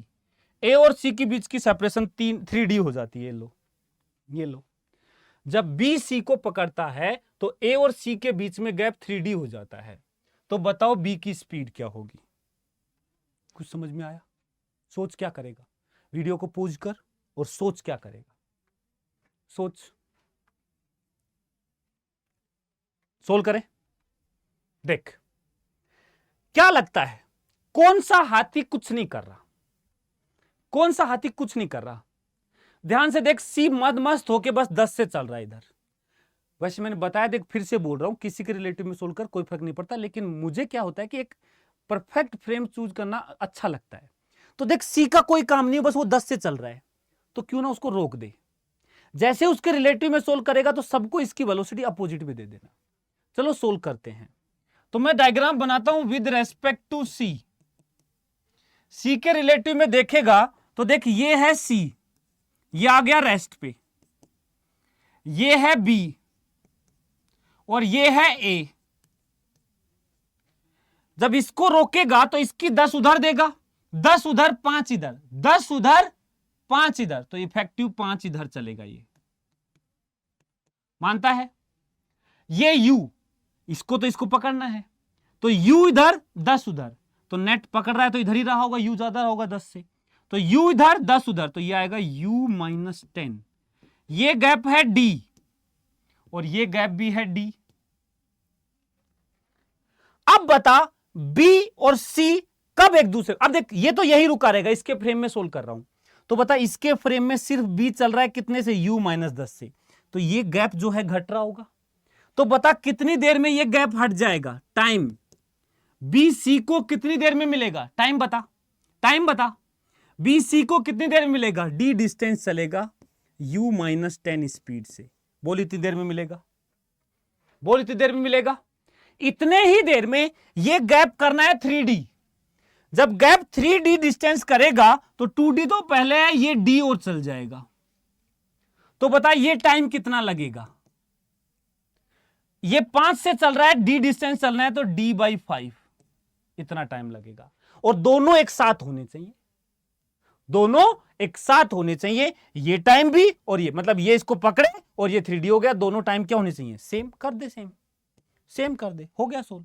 तो d/5 should be equal to d upon u minus 10, मतलब यहां से d कैंसिल हो जाएगा, तो 5 is equal to u minus 10, तो u is equal to 15 meter per second. Answer आ गया 15 मीटर पर सेकेंड, आंसर आ गया। देख कुछ नहीं करना पड़ा भाई, सिंपल सी बात है। क्वेश्चन ने बोला कि ये इसको पकड़ लेता है, हमने पकड़वा दिया, और इसका गैप 3D हो जाता है, 2D पहले था, d और बढ़ गया तो 3D हो गया। दोनों एक ही टाइम पे करवा दिए, टाइम बराबर कर दिया, आंसर आ गया। अब सोच क्या गलती कर रहा था?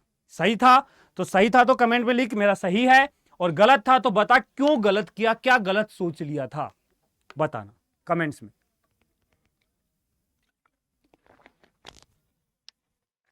ठीक है, मजा आया?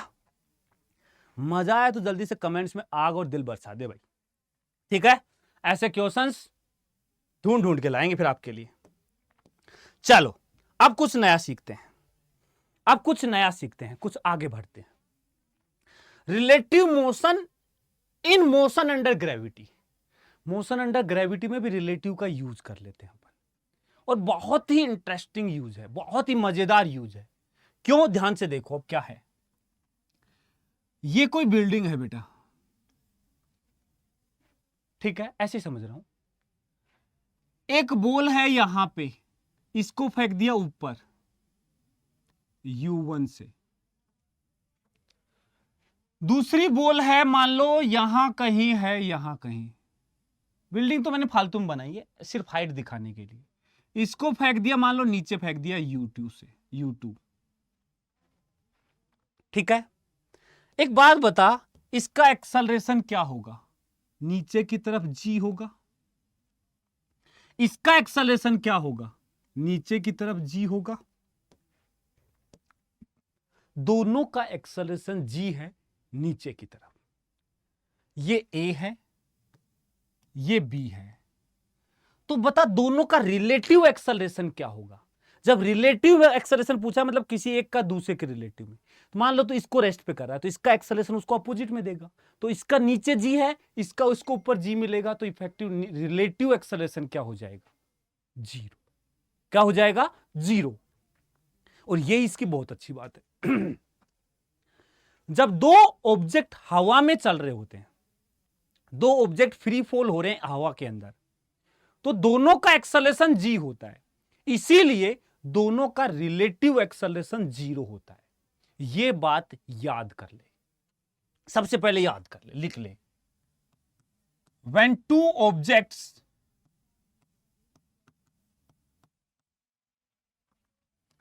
are free falling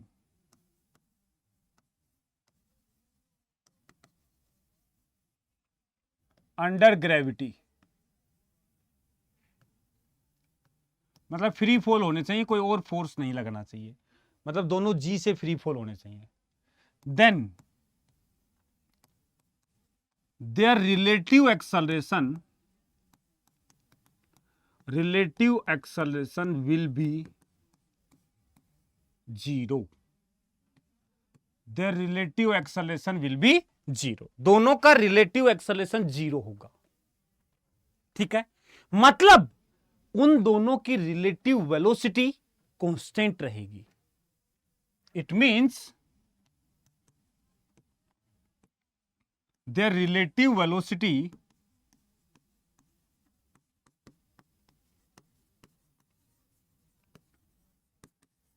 will remain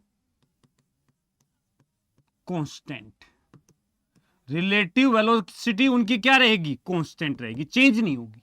यदि वो दोनों एक दूसरे से 10 मीटर पर सेकंड के रेट से दूर जा रहे थे तो 10 के रेट से दूर जाएंगे, यदि 20 के रेट से पास आ रहे तो 20 के रेट से पास आएंगे, जब तक वो हवा में है, जब तक वो हवा में है। जिस रेट से वो दूर जा रहे थे या पास आ रहे थे, वो उसी रेट से दूर या पास जाते रहेंगे। इस पे कोई एक्सेलरेशन उनका रिलेटिव नहीं होगा। और ये बहुत मजेदार चीज है, बहुत मजेदार, क्वेश्चन बड़ा आसान कर देती है। तो ए रिलेटिव जो है विल बी जीरो और वी रिलेटिव जो है विल बी कांस्टेंट।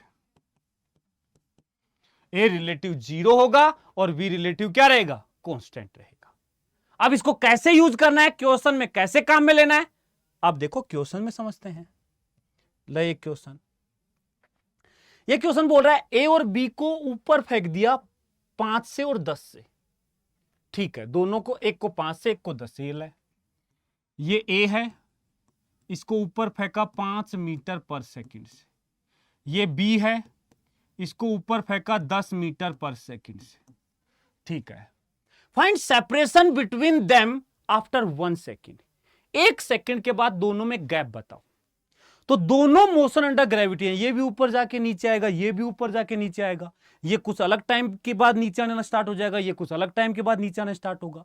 यदि दोनों को ऐसे देखेगा ना तो हालत खराब हो जाएगी, सोच के अरे यार ये भी जा रहा है, ये भी जा रहा है, कब दोनों कब पास आएंगे दूर आएंगे, कुछ समझ ही नहीं आएगा, हालत खराब। लेकिन यदि तेरे को रिलेटिव का थोड़ा भी आइडिया है तो तू क्या करेगा, किसी भी एक के रिलेटिव में सोल्व करेगा।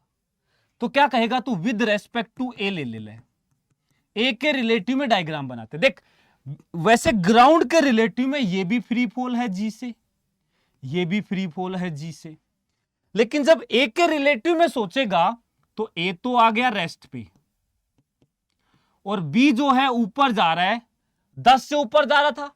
ए की वेलोसिटी इसको नीचे मिलेगी 5, ऊपर 10 नीचे 5, इफेक्टिव ऊपर कितना आएगा? 5। बोल 5 मीटर पर सेकंड आएगा या नहीं? बी। और ए किस पे हो जाएगा? रेस्ट पे। और ए एक्सेलरेशन रिलेटिव क्या हो जाएगा? जीरो। कोई एक्सेलरेशन नहीं, कांस्टेंट स्पीड 5 से दूर जाए। जब तक ये हवा में रहेंगे तब तक कांस्टेंट स्पीड 5 से ऊपर जाएगा। कब पूछा है? After 1 second. बच्चों वाला क्वेश्चन। डिस्टेंस जो है वो हो जाएगी v relative into t. Relative speed है 5, टी है 1, आंसर आएगा 5 मीटर। क्यों दिमाग लगाना है, क्यों दिमाग लगाना है? 5 मीटर होगा 1 सेकंड के बाद, आधे सेकंड के बाद 2.5 मीटर होगा। हर मतलब रिलेटिव वेलोसिटी अब कांस्टेंट रहेगी। तो 9th क्लास वाले फॉर्मूले लगाने हैं, distance is equal to speed into time, no acceleration, कोई रिलेटिव एक्सेलरेशन नहीं है।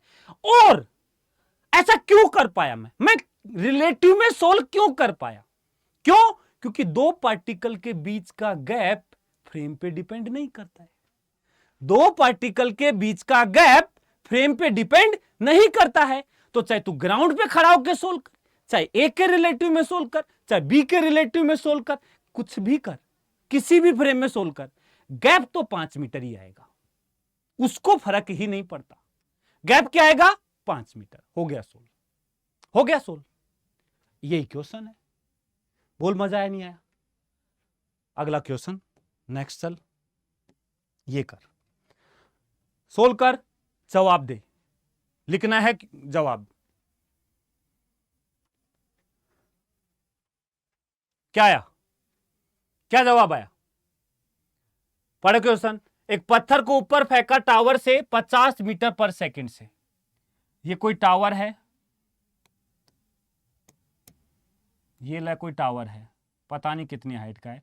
यहां से ऊपर पत्थर फेंका 50 मीटर पर सेकंड, ठीक है। दूसरे पत्थर को नीचे फेंका उसी के साथ, इसको भी 50 से फेंका। इसको ए नाम दिया, इसको बी नाम दिया। पहला स्टोन जब मैक्सिमम हाइट पे है, मतलब हाईएस्ट पॉइंट पे है, तो उनकी रिलेटिव वेलोसिटी बताओ सेकंड स्टोन की with respect to first stone, मतलब दोनों की रिलेटिव बतानी है। और कोई भी ग्राउंड पे नहीं पहुंचा, ये बोल रहा है, ये नीचे वाला ये है ना, ग्राउंड पे नहीं पहुंचा, मतलब दोनों हवा में है। तब आप सोच रहे होंगे पहला स्टोन तो हाइट पे, वो टाइम निकालो, फिर उस टाइम पे दोनों का डिस्टेंस निकालो। अरे मैं कहता हूं कुछ मत कर, तेरे को अभी क्या समझाया, तेरे को अभी क्या समझाया कि रिलेटिव वेलोसिटी जो होती है वो कांस्टेंट होती है, चेंज ही नहीं होती। तो तू अब निकाल, 1 सेकंड बाद निकाल, 5 सेकंड बाद निकाल, 10 सेकंड बाद निकाल, जब तक ये हवा में चलेंगे रिलेटिव जो है वो ही रहेगी। तो मैं क्यों कभी बाद की निकालूं, मैं तो अभी की निकालूंगा। एक 50 से इधर, एक 50 से इधर, रिलेटिव वेलोसिटी 100। ले क्यों सोल्व करूं, क्यों सोल्व करूं, ये ले क्यों जाऊं मैं किसी और टाइम पे? मुझे पता है कि वो चेंज नहीं होगी, मुझे पता है ना कि रिलेटिव चेंज नहीं होगी, क्यों सोल्व करूं मैं? आंसर 100, ये ले। क्यों? हाँ, आया मजा? हर चीज को बेसिक से समझने का ये फायदा होता है। जब हमें पता है कि बाद में भी यही आने वाला है, तो सोल्व ही नहीं करना, स्टार्टिंग का रिलेटिव देख, टिक कर आगे बढ़। यही होता है, यही बच्चे स्मार्ट तरीके से सोल्व करते हैं क्वेश्चन को।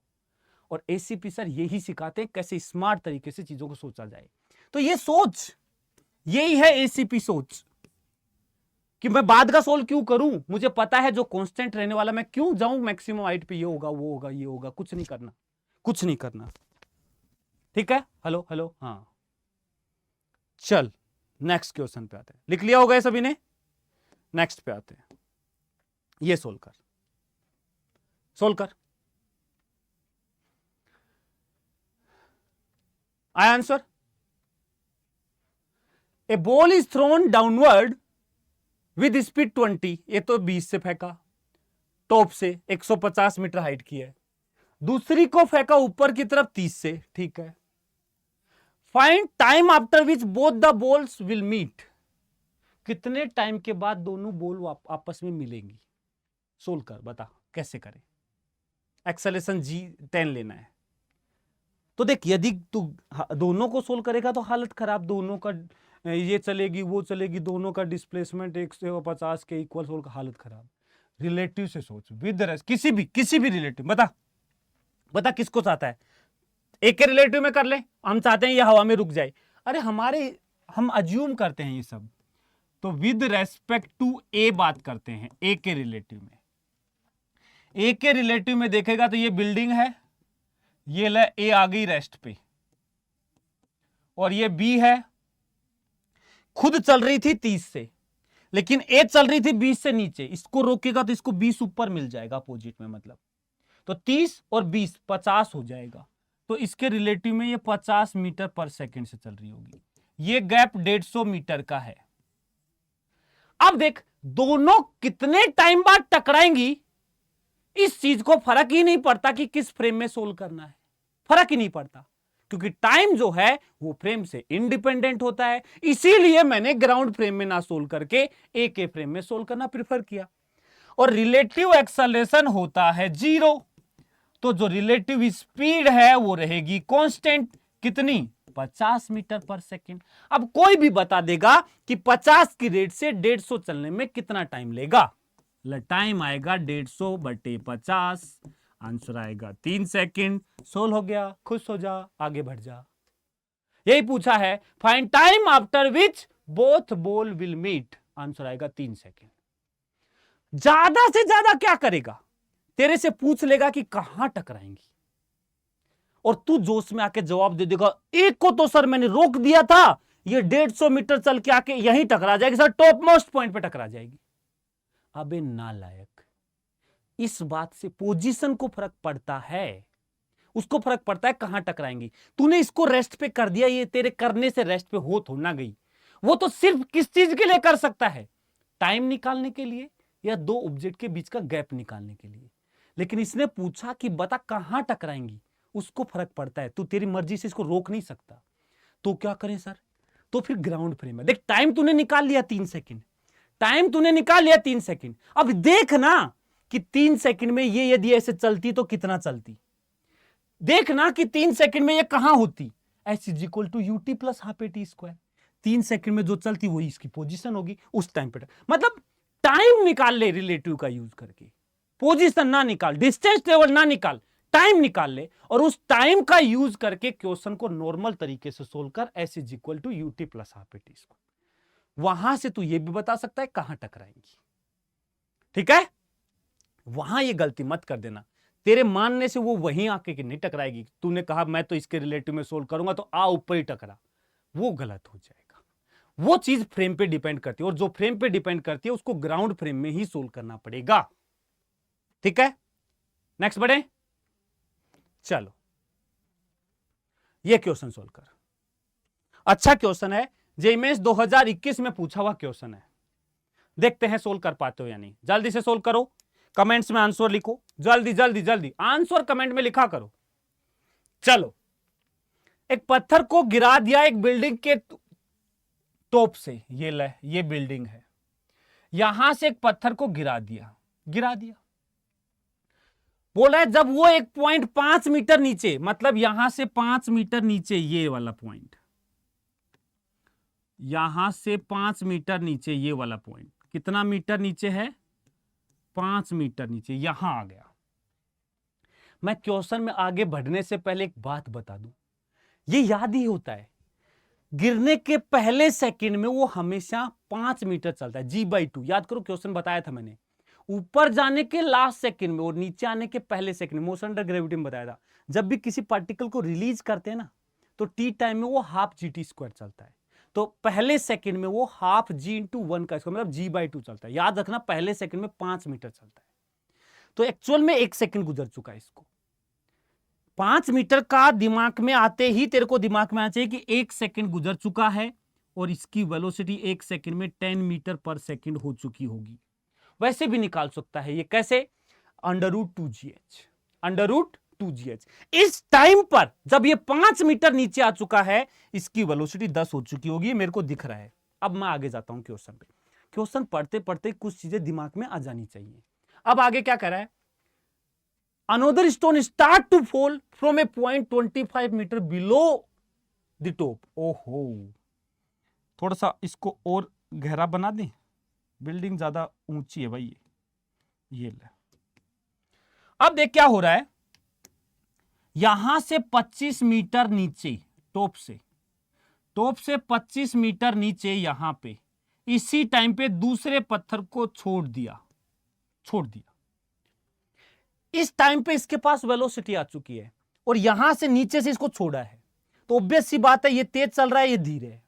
हमेशा ये तेज चलेगा, हमेशा ये धीरे चलेगा उससे। हमेशा गैप जो है 10 मीटर पर सेकंड का रहेगा रिलेटिव, क्योंकि उसको कोई फर्क नहीं पड़ता, क्योंकि रिलेटिव एक्सेलरेशन क्या होता है, 0। तो इनके बीच में गैप कितना है, कितना गैप है, वो 25, ये 5, तो ये 20 मीटर गैप है। तो एक बात बता सकता है, दोनों के बीच का गैप कब खत्म होगा, time when both will collide. बता वो टाइम बता जब दोनों टकराएंगे, बता। 20 मीटर चलेगा रिलेटिव से, तो टाइम आएगा distance upon relative speed. Distance है 20 मीटर, रिलेटिव स्पीड है 10, तो 2 सेकंड बाद टकराएंगे। बोल टकराएंगे या नहीं। अब क्वेश्चन देख क्या कह रहा है, ये कह रहा है कि उसको छोड़ दिया और देखा गया कि दोनों पत्थर बॉटम पे साथ पहुंचे। ये देखा गया कि दोनों साथ पहुंचे और हमने पता कर लिया कि दोनों साथ इस मूवमेंट के 2 सेकंड बाद होंगे, इस मूवमेंट के 2 सेकंड बाद होंगे दोनों। तो एक बात बता, एक बात सोच, बता यहां पे कि 1 सेकंड तो ये हो चुका है और 2 सेकंड ये लेगा आगे, तो टोटल टाइम कितना लगा होगा पहुंचने में पहले वाले पत्थर को। Total time for first stone, बता टोटल टाइम कितना मिला होगा, 1 + 2 3 सेकंड मिला होगा या नहीं। और 3 सेकंड में हाइट क्या रही होगी, हाफ GT²।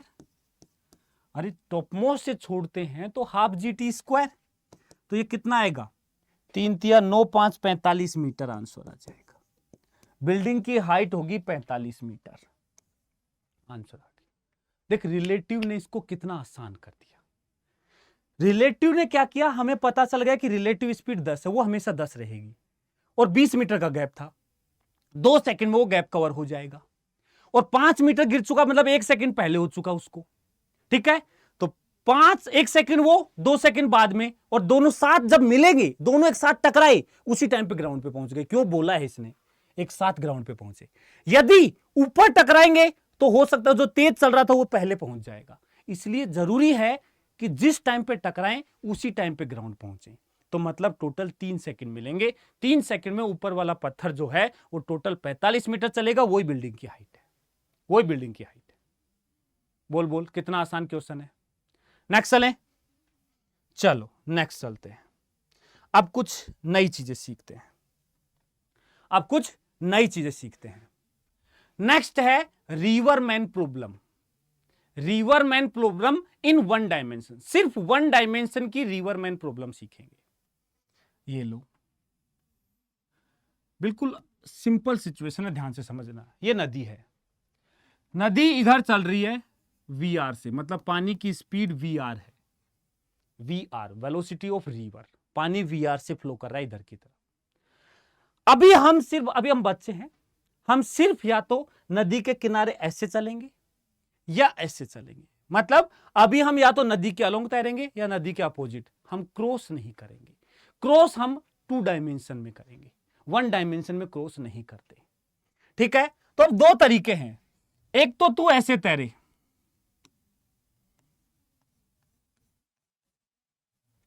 ठीक है, मतलब इधर की तरफ तैर रहा है, तेरे चलने की स्पीड है VM, मतलब चलने की क्या, तैरने की। दूसरा तरीका है कि तू नदी के अपोजिट तैरे और तू कोशिश कर रहा है VM से। तो मैं यहां डिफाइन कर रहा हूं कुछ चीजें, ध्यान से समझना। VM क्या है, इसको बोलते हैं velocity of man with respect to river.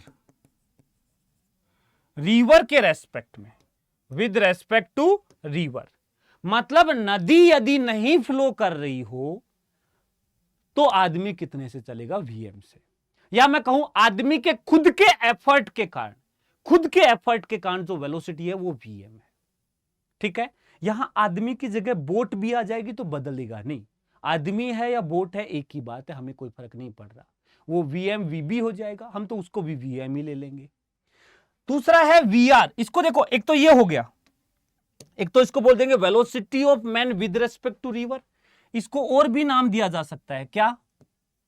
Velocity of man in still water, इसको ऐसे भी बोला जाता है कि रुके हुए पानी में आदमी का वेलोसिटी, रुका हुआ पानी है तो खुद के एफर्ट से तैरेगा ये।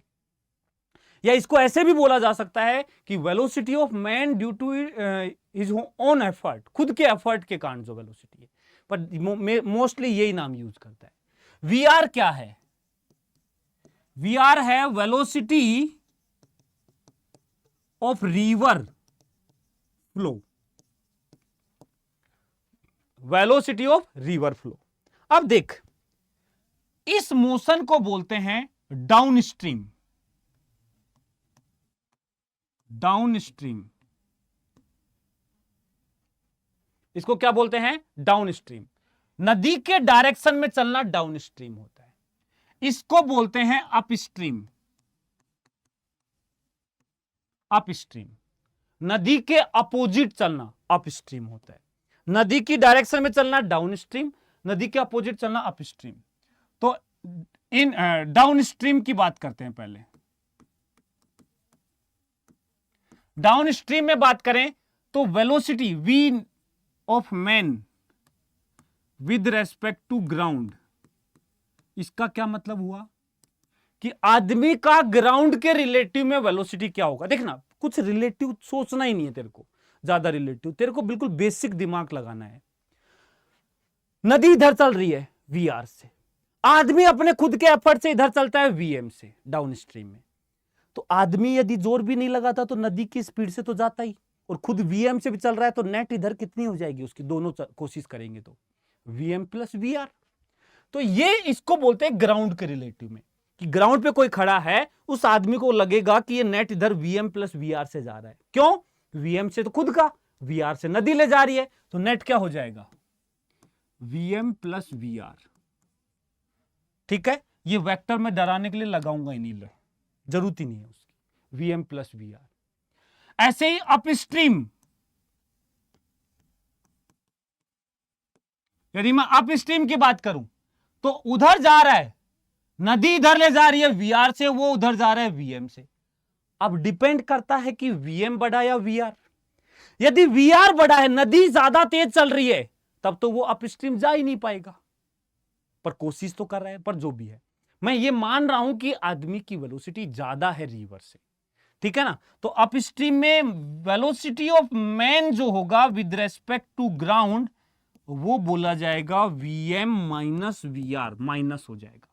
जब दोनों सेम डायरेक्शन में थे ऐड हो गए, जब दोनों अपोजिट डायरेक्शन में है सब्ट्रैक्ट हो गए। बिल्कुल कॉमन सेंस, कोई रिलेटिव ज्यादा यूज नहीं करना है, करना ही नहीं है ऐसे क्वेश्चन में।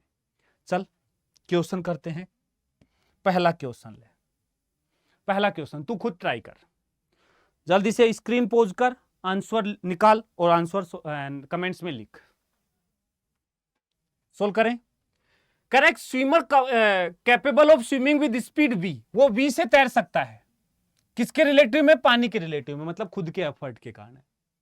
जंप कर गया रिवर में जो खुद चल रही है u से। The man swim a distance d down stream and return back to original position, मतलब d गया और d आया। तो बोला कि टोटल टाइम कितना लगा वो बता। अरे यार देख कितना आसान क्वेश्चन है।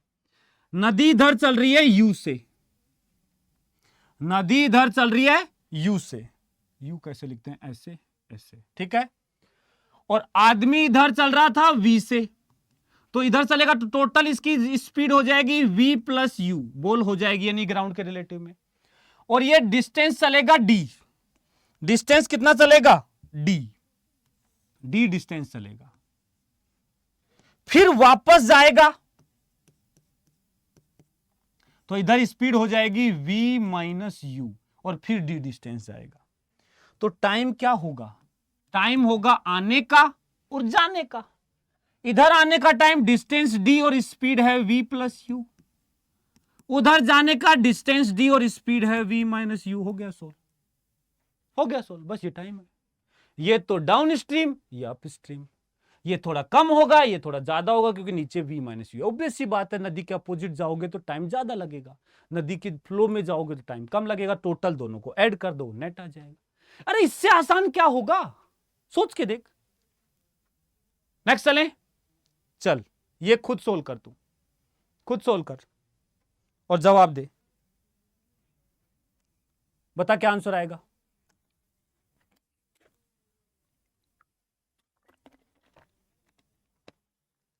बोल बोल बोल बोल, क्या आंसर आया। देख क्या कह रहा है, इसने t1 टाइम लिया to travel a fix distance in a river along down stream. वापस से वैसा ही क्वेश्चन है, उस फिक्स डिस्टेंस को d बोल दे।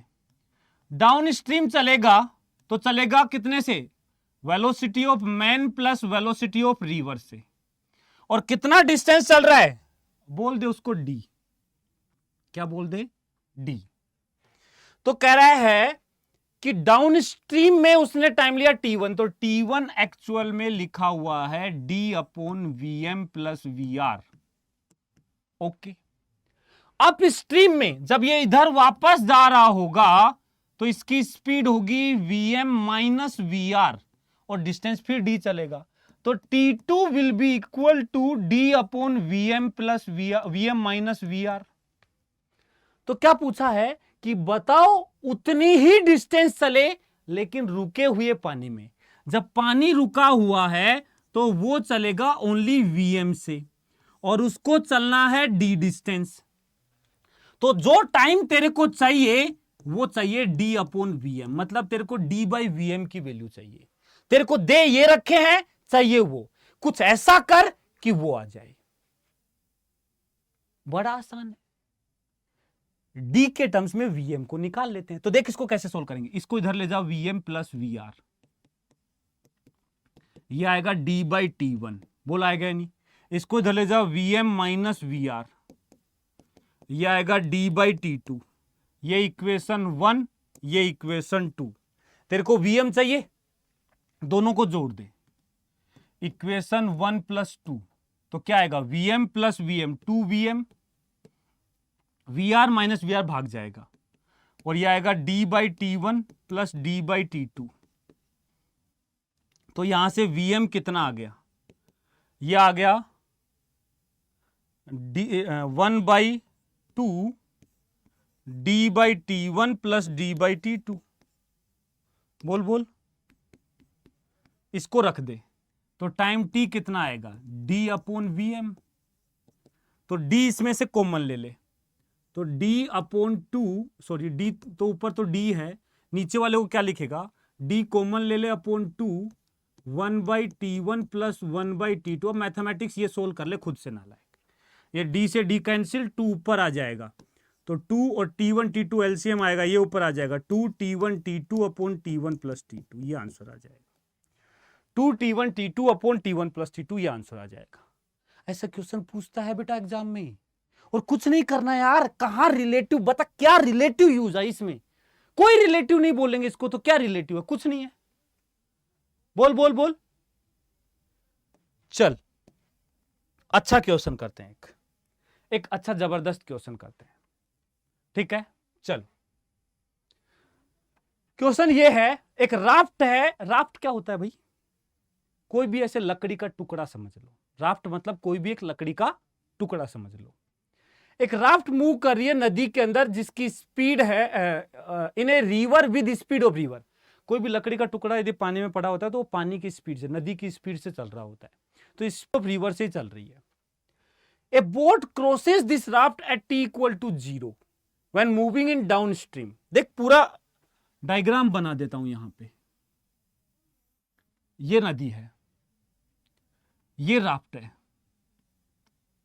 लकड़ी का टुकड़ा है, ये कितने से चलेगी, नदी की स्पीड से, वी से। एक बोट इसको क्रॉस करती है, ये ले बोट है, ये चल रही है डाउन स्ट्रीम। डाउन स्ट्रीम, तो डाउन स्ट्रीम ऑब्वियस सी बात है ये चलेगी vm प्लस वी। मैं बोट की स्पीड को vm ही बोल रहा हूं, vm प्लस वी से चलेगी। एक अब देख क्रॉस कर गई t=0 पर, इस घटना को हमने t=0 नाम दे दिया। फिर ये लगातार बोट, ऑब्वियस सी बात है बोट तेज चल रही है तो वो इसको क्रॉस करके आगे निकल जाएगी। अब कह रहा है 1 घंटे के बाद बोट वापस से घूमी। 1 घंटे के बाद उसको कुछ याद आया, अरे अरे कुछ भूल गए, तो वापस से घूम गई। तो 1 घंटे तक लगातार वो आगे चलती रही होगी।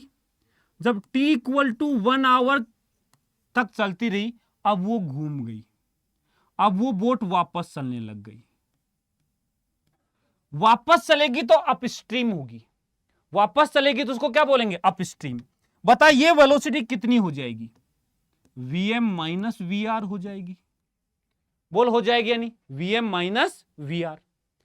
और फिर वापस चलती रहेगी, कुछ देर तक चलती रही। तो बोल रहा है 1 hour boat turn back and move upstream and some time after, time नहीं बताया, बोला कुछ देर बाद, it again cross the same raft. Obvious सी बात है, ये तेज चल के आगे आ गई थी, वापस जा रही है, तो कहीं ना कहीं तो रास्ते में इसको मिलेगी ना ये राफ्ट दोबारा से। तो ये जो राफ्ट है इसको आगे मिली, यहां पे, यहां मिली। जिस टाइम पे ये यहां से पास कर रही थी, इस टाइम पे ये बोट यहां आ गई और राफ्ट यहां आ गई, ऐसे ये वापस से मिली। ये घटना को कुछ समय हो चुका होगा, मुझे नहीं पता, 1 घंटे बाद तो घूमी थी, तो एक तो वो होगा, ठीक है, 1 घंटा तो वो होगा जब वो घूमी थी, प्लस कुछ टी टाइम और हो गया होगा, टी नोट बोल दे।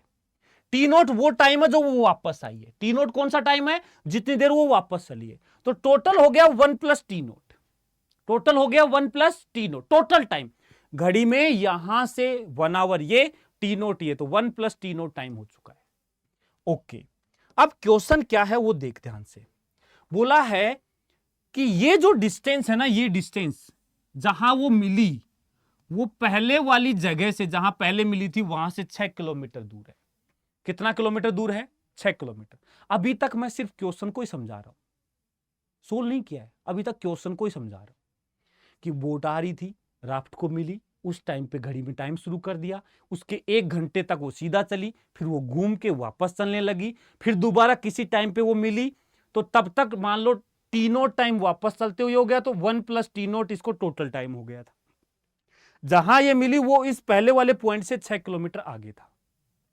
तो अब देख इक्वेशन क्या बनाता हूं बेटा, ये जो 6 किलोमीटर है ना, ये 6 किलोमीटर इस राफ्ट ने चला है कितने टाइम में, राफ्ट चल रही है वीआर से, राफ्ट को कितना टाइम लगा यहां से यहां आने में। ऑब्वियस सी बात है, जितनी देर में बोट घूम के यहां आई है उतनी देर तक राफ्ट चली है लगातार, तो टोटल टाइम हो गया 1 प्लस टी नोट, तो इतने ही देर कौन चली है, राफ्ट।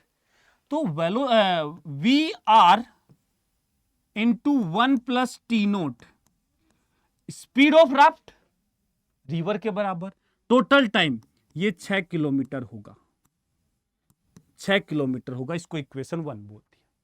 बोल होगा या नहीं।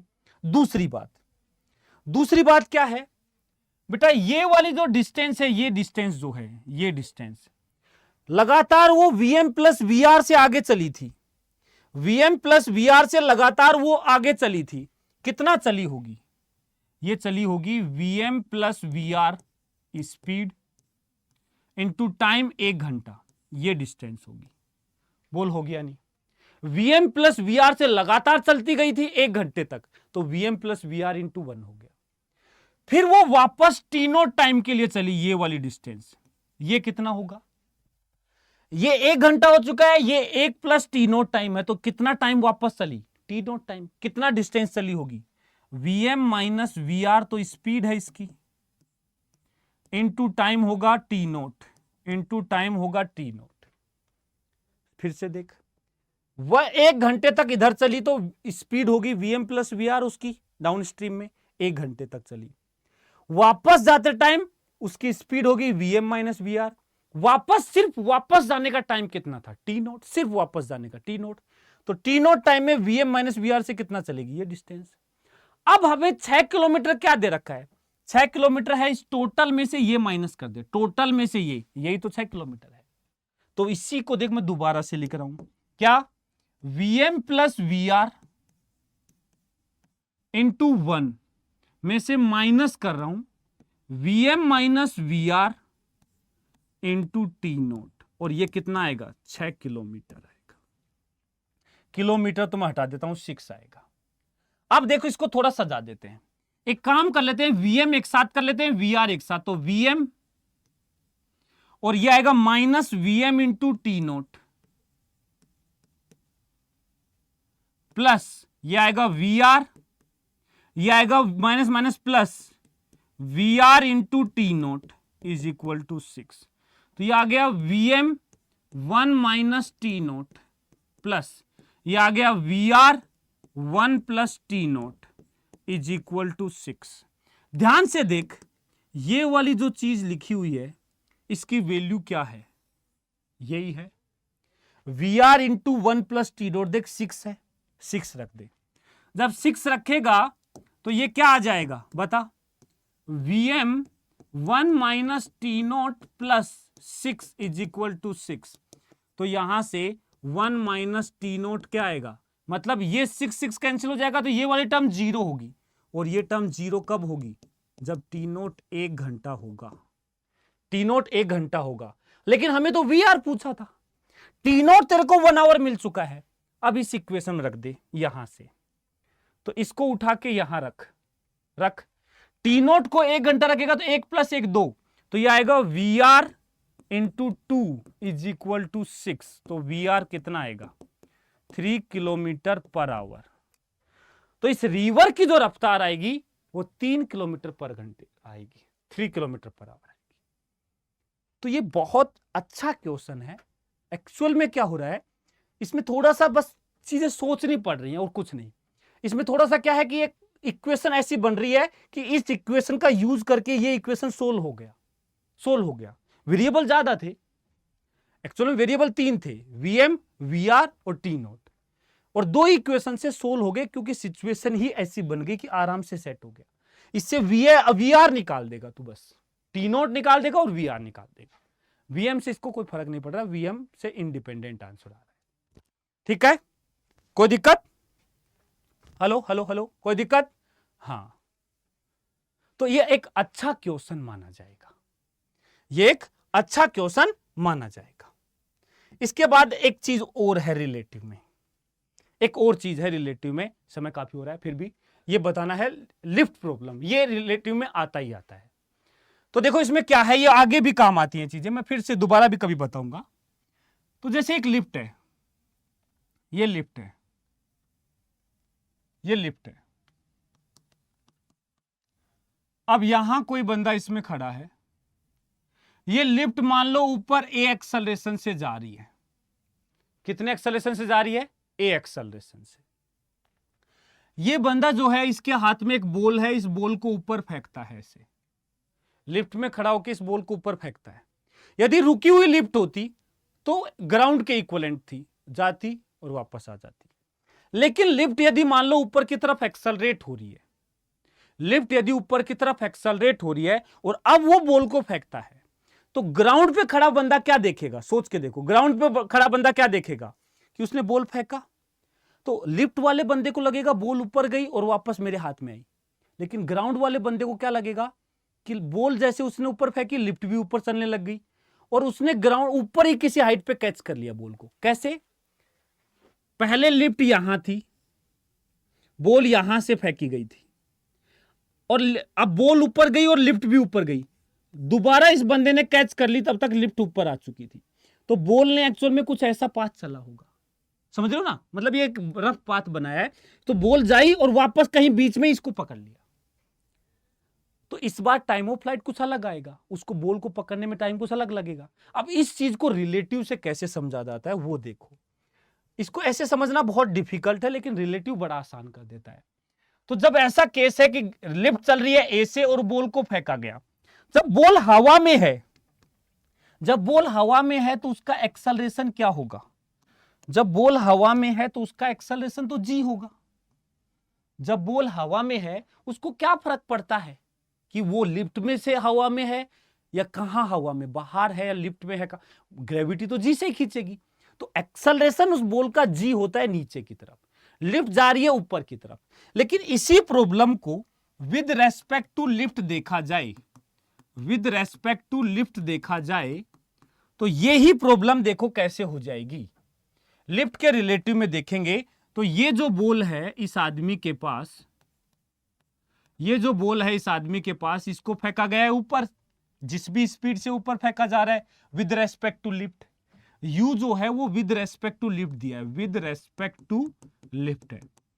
तो जब लिफ्ट के रिलेटिव में देखा है तो लिफ्ट के रिलेटिव में देखोगे तो यू से ही ऊपर जाएगी, लेकिन लिफ्ट के रिलेटिव में जब बात कर रहे हो तो एक्सेलरेशन जो है जी तो इसका ग्रेविटी का था नीचे, और लिफ्ट का जब हमने लिफ्ट के रिलेटिव में देखा तो जिस भी फ्रेम में हम बैठते हैं उस फ्रेम का एक्सेलरेशन ऑब्जेक्ट को अपोजिट में दे देते हैं, तो नीचे की तरफ एक ए और दे दिया जाएगा इसको, किसका, लिफ्ट का एक्सेलरेशन अपोजिट साइड में। तो इस चीज को हम बार बार ऐसे जब बार बार फ्रीक्वेंटली यूज आती है तो इसको हम एक जी इफेक्टिव नाम दे देते हैं। इसको क्या नाम दे देते हैं, जी इफेक्टिव। तो जी इफेक्टिव यहां जी प्लस ए, मतलब जहां भी हम जी यूज करते थे, जिस भी चीज के लिए जी यूज करते थे अब जी इफेक्टिव यूज करेंगे। जैसे टाइम ऑफ फ्लाइट, एक बॉल को फेंका और वापस से लौट के हाथ में आई, टाइम ऑफ फ्लाइट होता था 2u/g होता था। अब फेंकेंगे तो टाइम ऑफ फ्लाइट होगा 2u/g इफेक्टिव, और जी इफेक्टिव की वैल्यू यदि लिफ्ट ऊपर चल रही है तो जी प्लस ए हो जाएगा। तो आगे से इसको जी इफेक्टिव के तरीके से याद रखेंगे, हम इसको रिलेटिव बार बार नहीं बोलेंगे क्योंकि रिलेटिव के नाम से डरने लग जाते, पता नहीं क्या है, हम इसको जी इफेक्टिव बोलेंगे। क्यों, बार बार काम आता है ये, तो इसको हम जी इफेक्टिव बोलेंगे। तो जब भी लिफ्ट ऊपर चल रही हो और लिफ्ट के रिलेटिव में सोल्व कर रहे हैं तो लिफ्ट ऊपर एक्सेलरेट हो रही है, समझना, एक्सल चल किधर भी रही है पर एक्सेलरेशन किधर है, ऊपर, तो जी इफेक्टिव होता है जी प्लस ए। जी इफेक्टिव क्या होता है, जी प्लस ए। कोई दिक्कत, ये है लिफ्ट वाली। ये है अपवर्ड एक्सेलरेशन, अपवर्ड एक्सेलरेशन।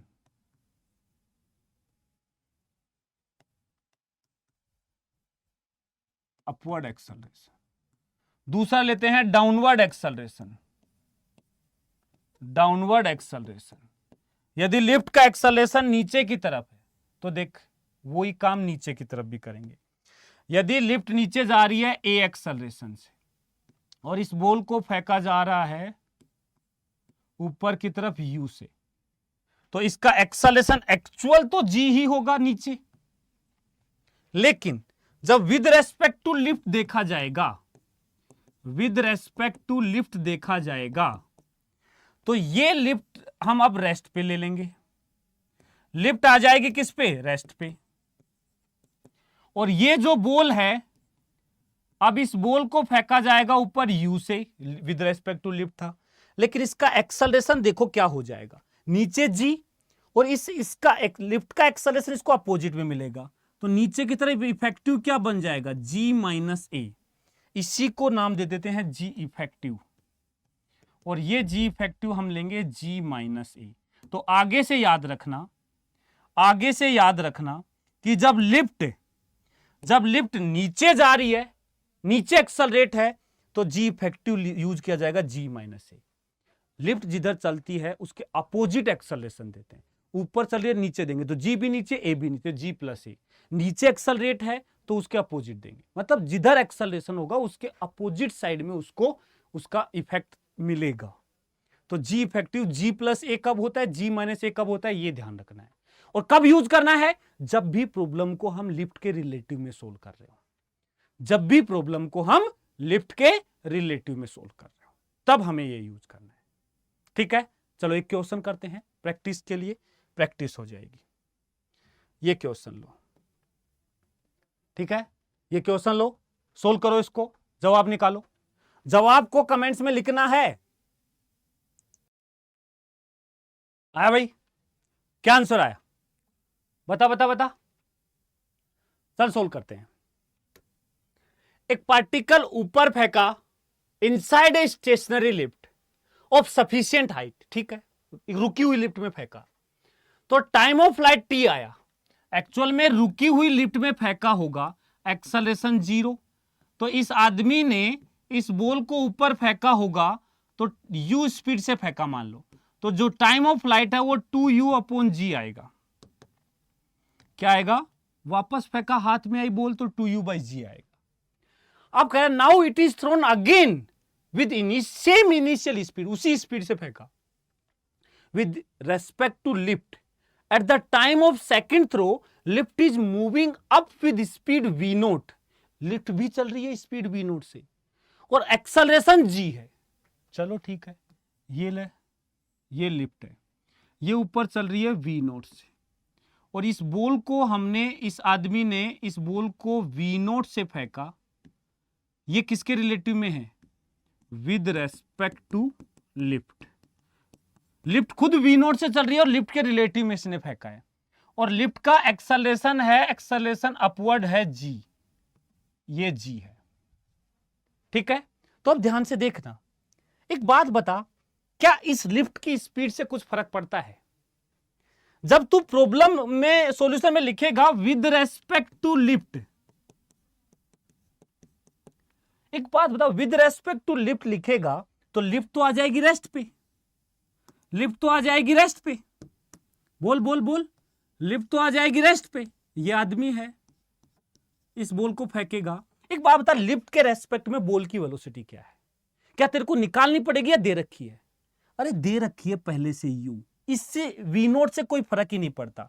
ये v नोट से पहले फेंका था तो v नोट से ही बाद में फेंका था, तो इसने 2u/g पहले सेम वेलोसिटी दी तो हमने इसने v नोट दे दी। ठीक है, तो इसको भी मैं v नोट बना देता हूं, ये ला v नोट। ठीक है ना, ये पहले वाली वेलोसिटी को भी क्या बना देता हूं? v note. इसको v नोट, ये भी v नोट, ये भी v नोट बना देता हूं। ठीक है, ये v नोट,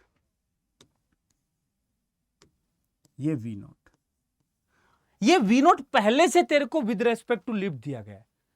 यदि तेरे को ग्राउंड के रेस्पेक्ट में इसकी वेलोसिटी निकालनी हो ना, तो पता है कैसे निकलेगी? v नोट तो लिफ्ट के रेस्पेक्ट में है और लिफ्ट खुद v नोट से चल रही है, तो ग्राउंड के रिलेटिव में 2v नोट है और जब तू वापस लिफ्ट के रेस्पेक्ट में करेगा तो वो v नोट वापस से माइनस करेगा तो v नोट ही आ जाएगी। तो इतना क्यों कर रहा है? जब तेरे को दे रखी है speed with respect to lift तो तेरे को निकालनी नहीं है। जब तू लिफ्ट के रेस्पेक्ट में प्रॉब्लम सोल्व करेगा तो तेरे को पहले से v नोट दे रखा है, तेरे को बस g इफेक्टिव निकालना है। यहां g इफेक्टिव क्या होगा? जब एक्सेलरेशन ऊपर है तो g इफेक्टिव होता है g प्लस a, और a भी यहां g है तो g प्लस g यहां 2g हो जाएगा। कितना हो जाएगा? 2g। तो नया जो टाइम ऑफ फ्लाइट आएगा वो आएगा 2v naught upon g effective, तो वो आएगा 2v नोट अपॉन 2g, तो 2v नोट बाई g इसमें से क्या हो जाएगा? t, तो टाइम ऑफ फ्लाइट हो जाएगा t/2। एक्चुअल में g इफेक्टिव डबल हो गया, स्पीड वही है, पहले भी v नोट से फेंक रहा था लिफ्ट के रिलेटिव में, बाद भी लिफ्ट के रिलेटिव में v नोट से फेंक रहा है, लेकिन पहले लिफ्ट रुकी हुई थी तो एक्सेलरेशन सिर्फ g था और अब एक्सेलरेशन 2g हो चुका है रिलेटिव टू लिफ्ट, तो टाइम ऑफ फ्लाइट हाफ हो जाएगा। टाइम ऑफ फ्लाइट क्या हो जाएगा? हाफ, तो आंसर आएगा t/2। बोल बोल बोल। तो ये हमारा था रिलेटिव मोशन। तो इसमें रिलेटिव मोशन में हर टाइप की प्रॉब्लम हमने कवर की है। सिंपल, कार चल रही है, ब्रेक लगा रहे हैं, इस टाइप की। रिवरमैन प्रॉब्लम भी हमने कवर की है, लिफ्ट वाली प्रॉब्लम भी हमने कवर की है, मोशन अंडर ग्रेविटी वाले रिलेटिव की मोशन कवर किया है। ये सिर्फ 1 डायमेंशनल रिलेटिव मोशन था। अब नेक्स्ट चैप्टर हम स्टार्ट करेंगे मोशन इन ए प्लेन, जो कि बहुत ही इंटरेस्टिंग टॉपिक है। मोशन इन प्लेन सच में मोशन इन 1 डायमेंशन का ही एक रिफ्लेक्शन है, देखा जाए तो 2 डायरेक्शन में। कैसे मोशन इन प्लेन को मोशन इन 1 डायमेंशन से एक्सप्लेन करेंगे, यह जानने के लिए देखें नेक्स्ट वीडियो। तो तब तक के लिए बहुत बहुत धन्यवाद।